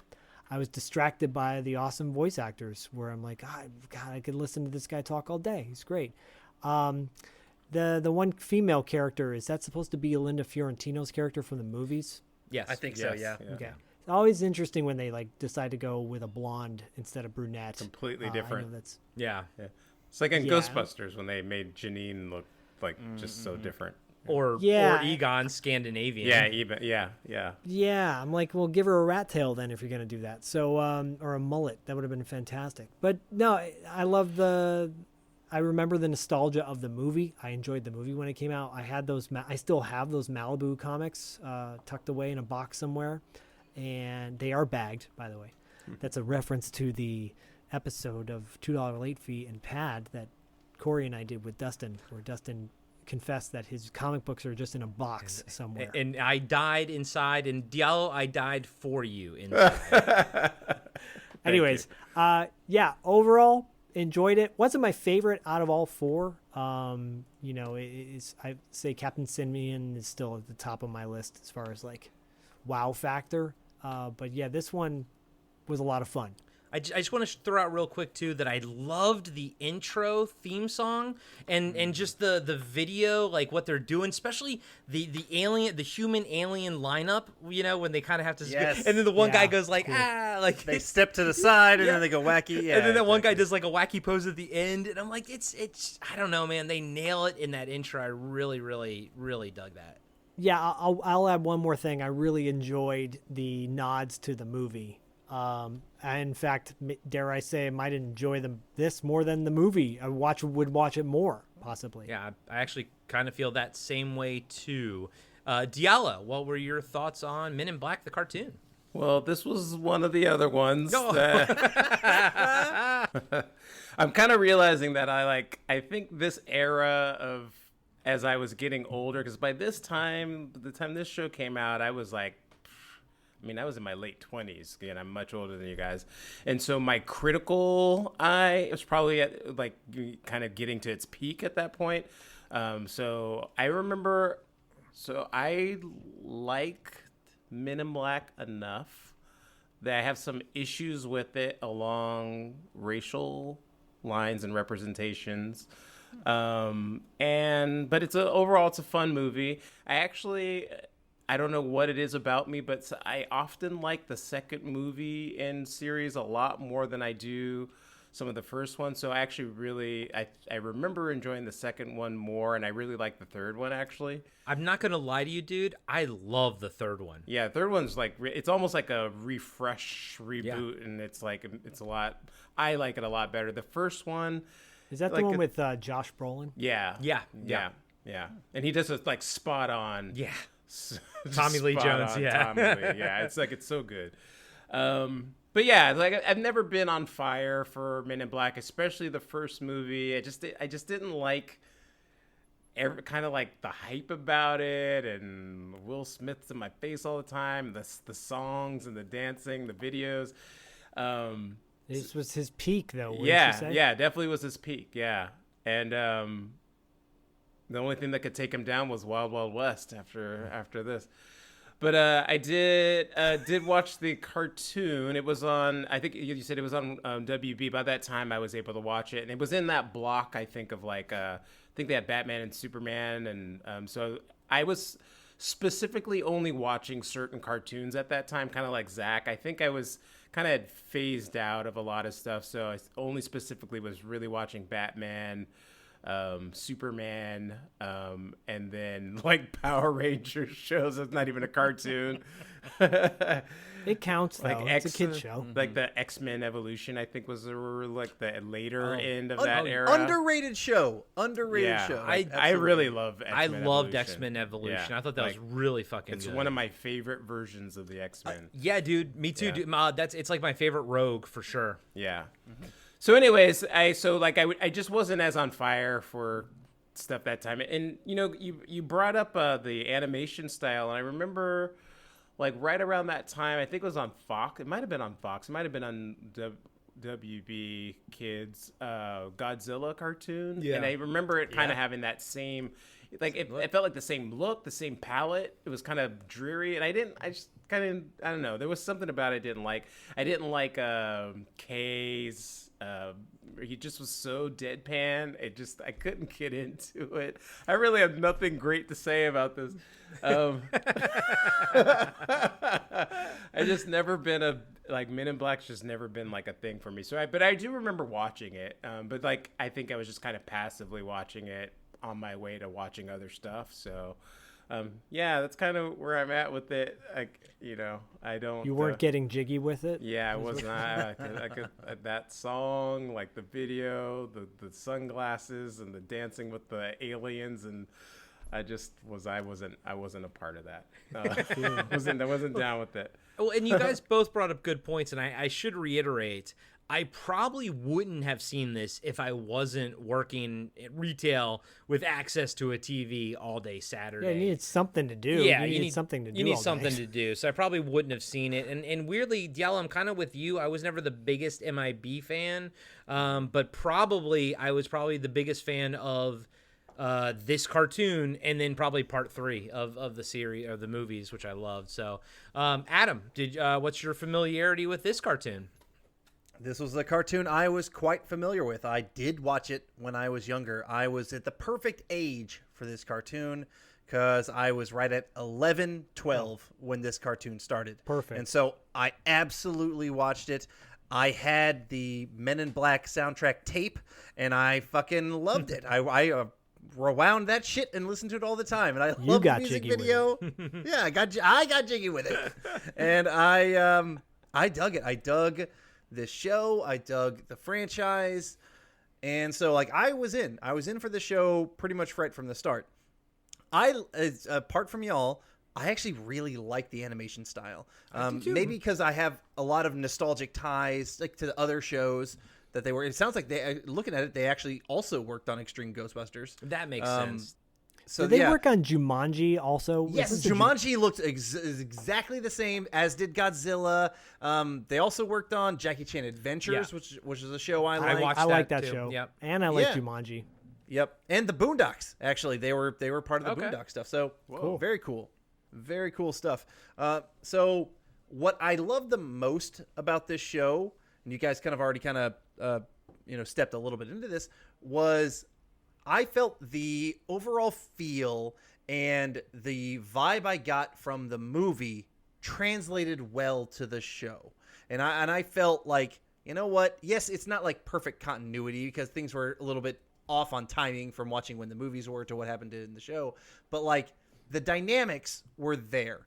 I liked the deadpan K, Jay being kind of like the fresh meat who kept getting beaten up because he didn't know what the hell was doing, and like the bait and switch jokes didn't get tired for me.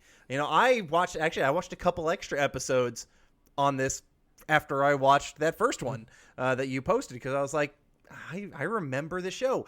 The intro was great. The second I saw the steps, the feet that they were walking, I was like, oh, yes! And so it all kind of flooded back with this one. And it was a fun show. It was not a perfect show. Fuck no. But it was a solid show for its time. It's one that I am nostalgic for. And I feel like a lot of the kids around my age, exactly, I am younger than y'all, and like this hit right at the right time. Will Smith's peak, and granted, he wasn't part of this show. You had some of that, love from the movie into this one, and I was definitely a Kids WB fan. I ended up watching quite a bit of stuff on that station, and so this was a show that was in my regular rotation. And so obviously watching it now, it still holds up. It did. It really did hold up. I could see myself going back. Like I said, I just not inadvertently, like I actively decided, you know what? I want to kind of keep watching this one. And so I watched actually an extra episode of Captain Simian, and I watched an extra episode of Men in Black. And so those were, I've already seen ReBoot so much. I'm sorry, I'm never going to watch Bill and Ted's ever again. Wow. I'm so offended. You didn't want another 22-minute dose of racism poured down your throat? I was good. Excellent adventures. So outrageous. So I could see myself actually going back and rewatching some of Men in Black. And I gotta say, best theme song of the day was the Bill and Ted's theme song. I like the Men in Black theme song. I'm not gonna lie. Excellent adventures. See, there's the electric guitar of ReBoot that I really actually is probably my favorite of those theme songs. I think it hits hard. Yeah. I'm telling you. Well, it's that time of the show where we get the Bodie rating. How many? Did you watch all 4? Yeah, he did. And so it was more thumbs up, thumbs down this time around. Okay, that's fine. Do you want to start at the bottom and then work your way to his favorite, maybe? So he gave Bill and Ted's a thumbs up simply out of the nostalgia, and he's his father's son. Yeah, I mean, come on, what can I say? I pay him well. ReBoot, he not so much. Gave it a thumbs down. He said the milk's gone bad. And I think for that generation, it's the animation. I think if he was a little bit older and a little bit more sophisticated palate, he would probably appreciate it more. I mean, look at the cartoons you're competing with, even with like what is it, Last Kids on Earth or whatever, like on Netflix. I mean, well, we're watching Clone Wars yeah. now, and it's just tough. And it's hard to tell. It's hard to tell an 8-year-old that, like, hey, this is the beginning of all the CGI stuff that we like now. And he's loving Pokemon at the moment. So there's a show in early 2000s that's definitely a kid show called Roly Poly Oly that is actually in that same range of animation, but it's so much better done than on ReBoot. So I can totally see why there would be a complete rejection of that animation style. It's just so far removed from what we have today. Yeah, honestly, I think the show's geared towards a slightly more older audience. Like, because there's some stuff there that you really got to comprehend versus so much of it just goes over your head. Like suddenly, the concept of the video games, like the minute user comes down and going into the game, you're like, can be jarring for a younger audience, I think. Yeah, but it also adds an element of threat to it that is I agree. Very palpable. I'm just saying, I'm saying for a younger audience who maybe is like, wait, what's happening now? We're now shifting to this. It could maybe, but Captain Simian, thumbs up. I'm like, that's my boy. That show's popping for me. And then Men in Black, thumbs down actually. Wow. Because the animation style was a little jarring. Yeah. And I think that was a big part of it. So that blocky animation style is so of its time. Like, it didn't go past like the 90s, It is, but it's weird. Like, Adam mentioned some of the other shows that have a very similar vibe to them. It didn't. It was. I think it's also the genre of the show that kind of can be off-putting. Science fiction, maybe because it's just so intense. But Jackie Chan and Jumanji, because they were like more like human based overall. Maybe that's why it wasn't so bad with them. I think the Extreme Ghostbusters was a little bit like that too, a little bit. Extreme Ghostbusters had some hard angles to it and whatnot. But maybe it's because they just were, I don't know. Jackie Chan Adventures, by the way, great shout out to that because that's a highly underrated show. If y'all haven't checked that out, go watch that. But so 2 thumbs up and 2 thumbs down. Did you ever show him Extreme Ghostbusters, or is that a little bit too old for him? I did, and it scared the crap out of me. It's a really it's like a PG-13 cartoon. There's some heavy shit in it. There's an episode where like there's almost a Pied Piper type of scenario where like kids are getting like lured and whatnot. It's wild. Yeah, I sent an episode to Corey a while back, and when we get to that show, that's the episode I will bring to the table with that one, because it kind of preys upon your darkest fears, and there's a maggot in that thing that just scared the bejesus out of me. Yeah. But the bejesus out of me, because it is terrible. The bejesus out of me. Oh, heavens to Murgatroyd. Let's talk about Hanna-Barbera cartoons. Adam's favorite cartoons. Oh. The only thing worse is Filmation. Oh, no. Wow. Spoken like a true I'm sorry, 90s it's true. kid. It's true. But we're just going to unsubscribe you from this podcast. Wow. I'm canceled. I'm You're canceled. canceled. You're canceled. There are 1,000 animators who had to work for like basically a nickel per picture that are rolling over in their graves right now, going, "Oh, God, I worked so hard on that cartoon." Adam, let me ask you something, because I know there is an age difference. Did you watch any G.I. Joe back in the day at all? No, not a little bit. Not even a little bit. Okay. Yeah. No worries. It just was not. It was. I was past. That show was kind of done Yeah. before I was in. I have a memory. Yeah. That's. I think we're gonna have Adam back on the show, but Diallo, Corey, and I will subject him to 3 shows from the Filmation 80s. shows.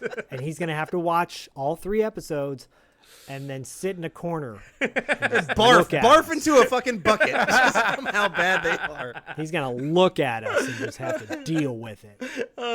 Well, I do want to get some final thoughts from everybody. Adam, you want to throw out any final thoughts you want, but I will ask you to pick your favorite of the 4 shows. But feel free to throw out like any final thoughts of any of the shows, anything we forgot to mention, or just recap anything you feel.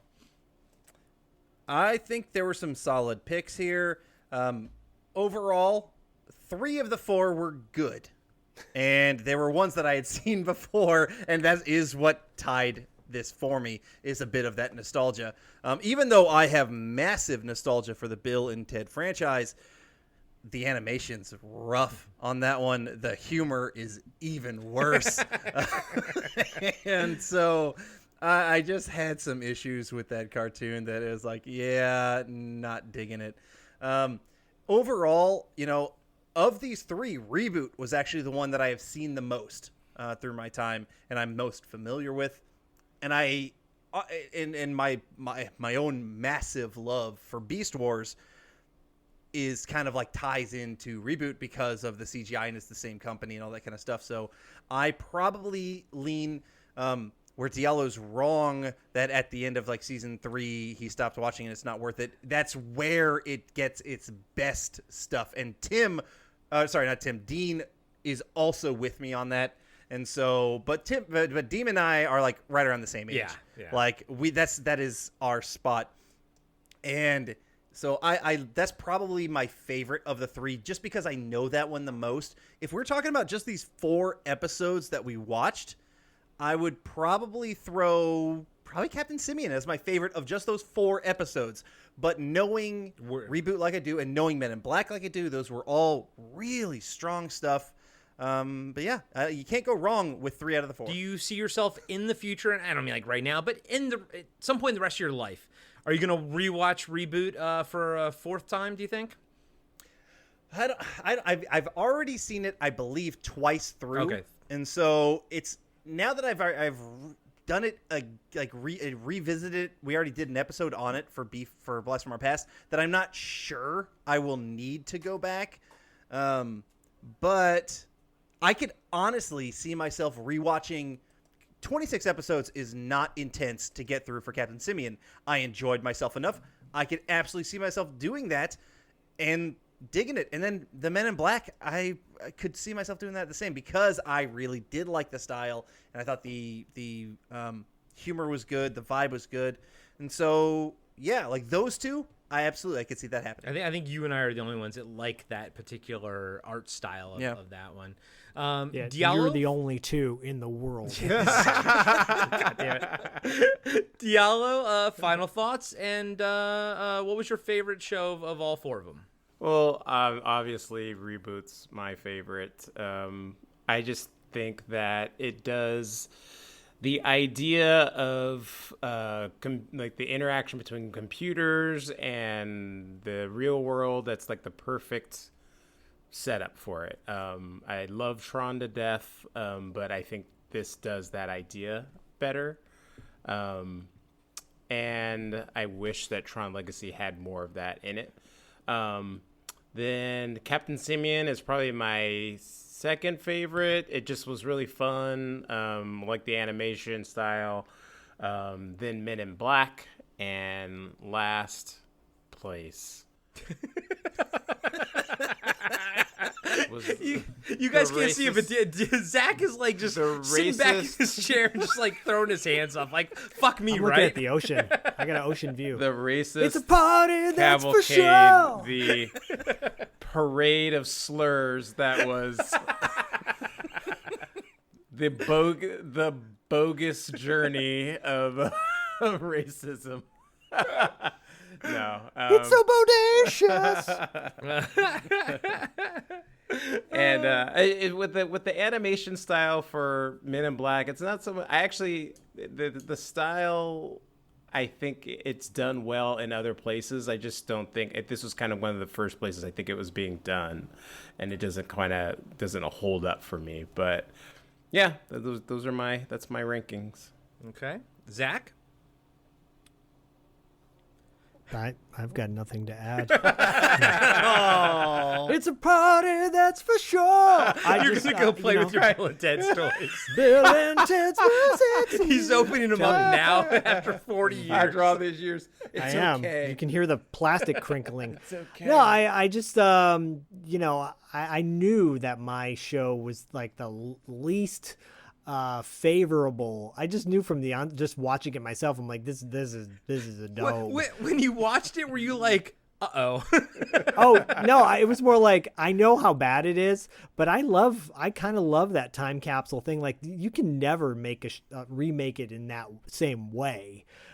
These other ones totally hold up in that regard. You could easily reboot all of them, and it would be fine. Bill and Ted's it's just like it's so ridiculous, and I think that's kind of why I love it. It's just like, oh my gosh, this is so not politically correct on so many levels, but that's what makes me like it in a way, because it's just like this, you're never going to see this again, and man, I remember as a kid I'm watching it and it was over my head at the time. Maybe it wasn't, maybe I had some work I had to do on myself as I got older, but that theme song slaps. It just slaps.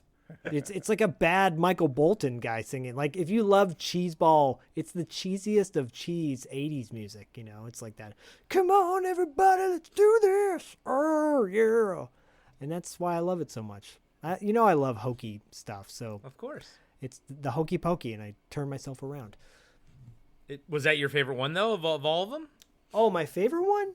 No, Captain Simian's my favorite one. Yeah, no, Captain fucking Simian. But I think that's something to be recognized. Obviously, on this show, we bring up shows that are known to a larger audience, but that one just totally fell by the radar. And seek out these. Go on IMDb and sometimes scroll down to shows like this. Yeah. If you scroll on to Bucky O'Hare, it's on there, along with a few other shows. I brought up Spartacus and the Sun Beneath the Sea a long while back, and like all these shows we bring up are had an audience, had a lot of people watching them. It's also regional sometimes. Sometimes regionally they don't hit as well. So dig deep, guys. Go looking for them, and you'll find little diamonds in the rough, like Bill and Ted's Excellent Adventures. See, I didn't dislike the animation style or anything like that. For me, Bill and Ted's, it was just the rampant in-your-face racism that was the biggest problem. Really quick about the animation style, it's really interesting how they make Bill and Ted look dramatically different. Bill looks like very cartoonish one way, and then Ted has like black eyeballs, like little black dots. Mm-hmm. It's very weird. I like it. It's just different, and racist. Noted. But as much as I love Men in Black, I knew going in I was gonna like it. I'm glad to see it still holds up.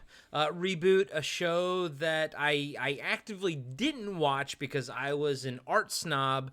You know what? I kind of wish I did watch it. I think that if I had invested the time in it and gone through it all the way to the end, I probably would have been happy with the experience from what I hear from people.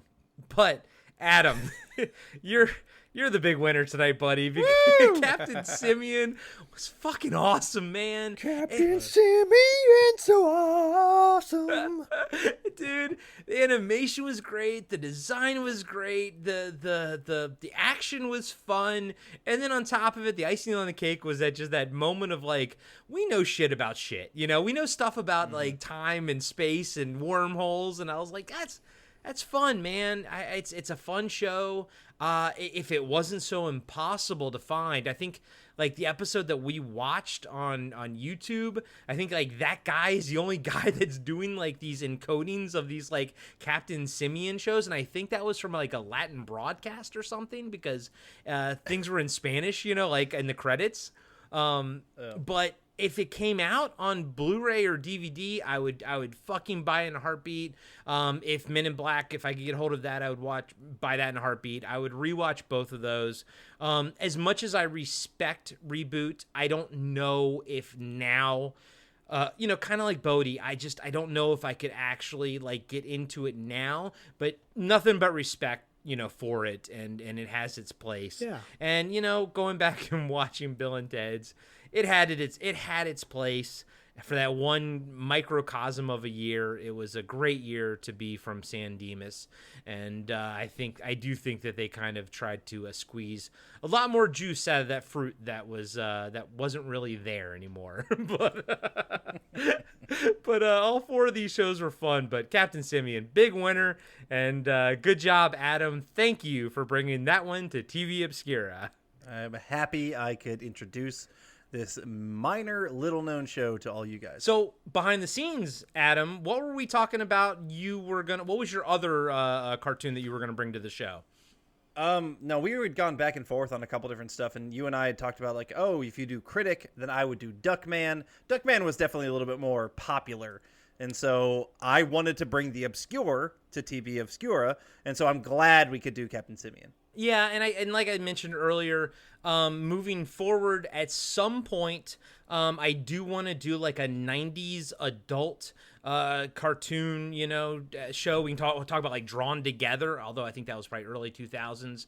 But like the adult stuff. That was. Whew. Yeah, that was a wild show. That was a wild one. I know. I man. watched the shit out of that show. Yeah, me too. But whenever we do that adult cartoon one, Adam will come back on so we can talk about either Duckman or The Critic, because on Cartwright we both talk about that we like both of those shows. And Adam, you said like, oh, I don't know if Duckman, how like obscure it is. It's funny because like it might not have been obscure like in 97 or something, but now who the fuck remembers Duckman? You know what I mean?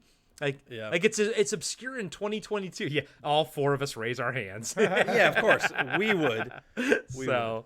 But Adam, why don't you? Where can everybody find you out there in the Twitter sphere, or whatever you want to call it? That was a 21 Jump Street the movie reference, which now seems old. So seems very old. Yeah, you guys can. I don't know. I guess follow me on Beef Up Networks. Or the BFOP's Blast from Our Past podcast, Blast Pass Cast. Check out that on Instagram. I hate all of social media. I work in social media, it seems now, and so I just hate it, and I don't enjoy being on it anymore. But I will still check it out. If you message me, you listening right now, yeah, I'll be there. I'll check it out. I'm on it enough, and so check out Throwback Trivia Takedown, Blast from Our Past podcast, and of course, Cartwright, a Seinfeld podcast, where me and Corey are both incredibly sleazy. If you didn't get enough sleazy C on this show, then go over to Cartwright, and he continues it. I guarantee it. And at the time of listening to this, Adam and I just wrapped up season 8.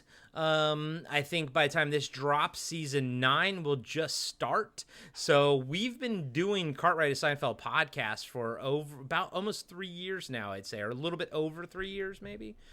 I mean, we're nearly done with the greatest sitcom of all time. That's pretty insane. Bill and Ted's Excellent Adventures. No, that's the most racist sitcom of all time. Diallo, my man, what's going on out there in the world for you, buddy? How is the First Noel Chronicles doing? First Noel Chronicles is doing great. I got a couple episodes coming out this month, and just finished up doing our first round of the Kenobi podcast, which we reviewed the first season of Obi-Wan. Kind of hoping there are more seasons. I will probably be doing watching like Clone Wars and Rebels and that kind of stuff, because I enjoyed Obi-Wan so much. I want to like go back and watch that other stuff. So look forward to that at some point. And just plugging away and living my life, doing TV Obscura. And don't we have a Diallo / Blast from Our Past crossover coming up in the future? Yes, very near future. Nice. I'll be... Yeah, go ahead, Adam. Oh, yeah, we're recording it this week. It should be coming out. We're a little bit ahead. It should be coming out on August 7th. Okay. So, yeah, just in a little bit from now. But we're going to be talking our top 10 favorite sword fights before the year 2005 is when we decided. And laser swords do count and stuff like that. So, yeah. What about that scene in Skin Deep? Does that count? The condom scene in Skin Deep. Oh, is it? Oh my! You know what? I already made this joke to John that I was gonna do nothing but porn videos, and it was gonna be like two guys. Oh, my favorite sword fight was Ron Jeremy versus Peter North, and it was gonna be penises fighting. But I wasted the joke now. Well, Adam, have you ever seen Skin Deep with Zach beat me to it with John Ritter? Have you ever seen it? No, of course, bro. Please do. There's a scene with a I don't want to see John Ritter hanging dong. I don't need to see. You don't. You What don't. it is a glow in the dark condom scene, and it's a black screen with it's hilarious. wild. Okay. Zach, what is going on right now this month with $2 late fee and podcasting after dark? Well, speaking of skin deep in that particular scene, our upcoming guest on $2 late fee and podcasting after dark will be none other than Chelsea Field, aka Tila from Masters of the Universe. She's also with Virginia Slim and Harley Davidson in the Marlboro Man. We are doing our crossover. Our annual crossover event came a little early this year.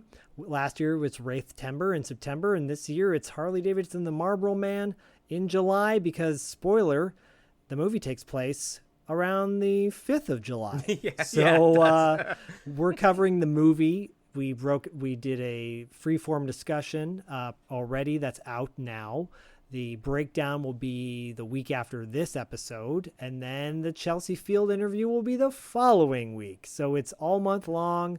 July is mighty fine. If you're a fan of Harley Davidson, the Marlboro Man, good for you. If you're not, good for you. Either way, you're going to enjoy yourself. We have a lot of banter. Dustin from $2 Late Fee and I and Corey, the three of us together, had a lively discussion on all 2 episodes, and then the one we did with Chelsea was a great interview. She's got a lot of fun stories to tell you. You're gonna really enjoy it. And she doesn't do a lot of interviews. In fact, Nope. The only reason she did this interview is because her pal Hart Bachner, who Zach and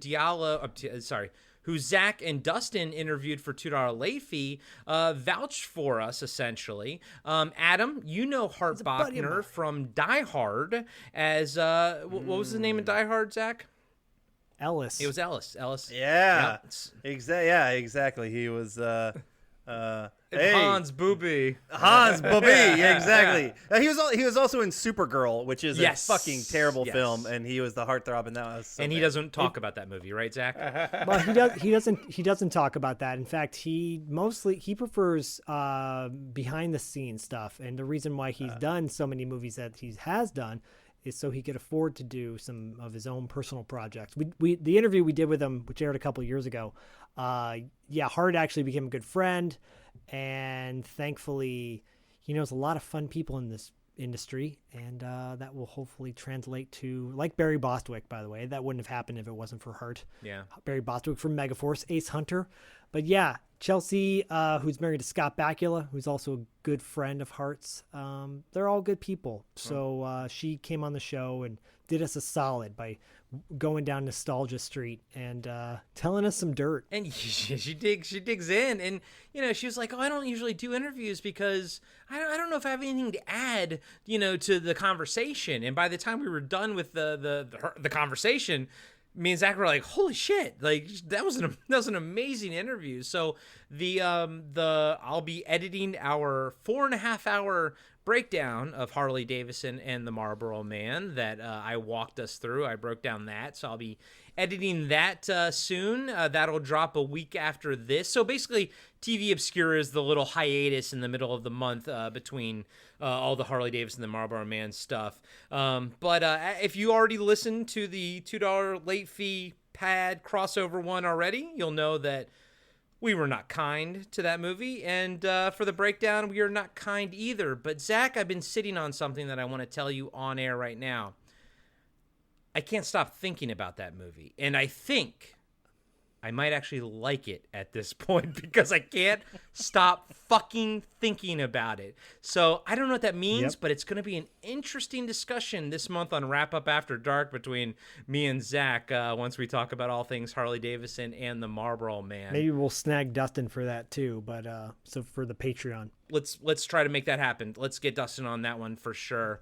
But thank you all so much. Adam, thank you so much for being on this episode. Diallo, thank you as always for being on TV Obscura. Go check out everything, the BFOP network has to offer. Go check out Blast from Our Past. Go check out Throwback Trivia Takedown. People, don't forget Return, Revenge, Resurrection. Talking Back. I was going to say Talk Back Pod. Sometimes in my head, I just know what the @ the is. Instagram. Yeah, you know what I mean? Cartwright, a Seinfeld Podcast, Action, all the shows, and of course all the friends of the network. Go check out $2 Late Fee, Ready to Retro, Kano Bay, Cinema 9 Podcast, Give Me Back My Action Movies, Give Me Back My Horror Movies, all of our friends out there in the podcasting world that we know and love. Donna of the Dead podcast is another great one. Go check that one out as well. And Manic Movie Monday podcast, Yes. a brand new one. Yes, Our go- friend Aaron Dawn Gilmer. Go check out we the heat. so we did her movie. So Aaron, Zach, what movie did Aaron pick for us to do?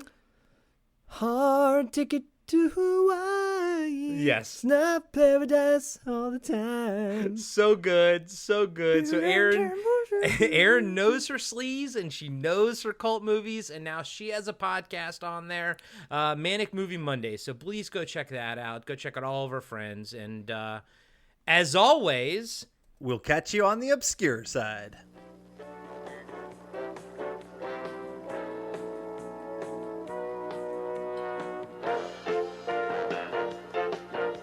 Be sure to subscribe to Podcasting After Dark and give us a 5-star rating on iTunes. Support Podcasting After Dark on Patreon. Follow us on Instagram and Facebook at Podcasting After Dark. And visit us next time for another installment of Podcasting After Dark with Corey Stevenson and Zach Schaefer.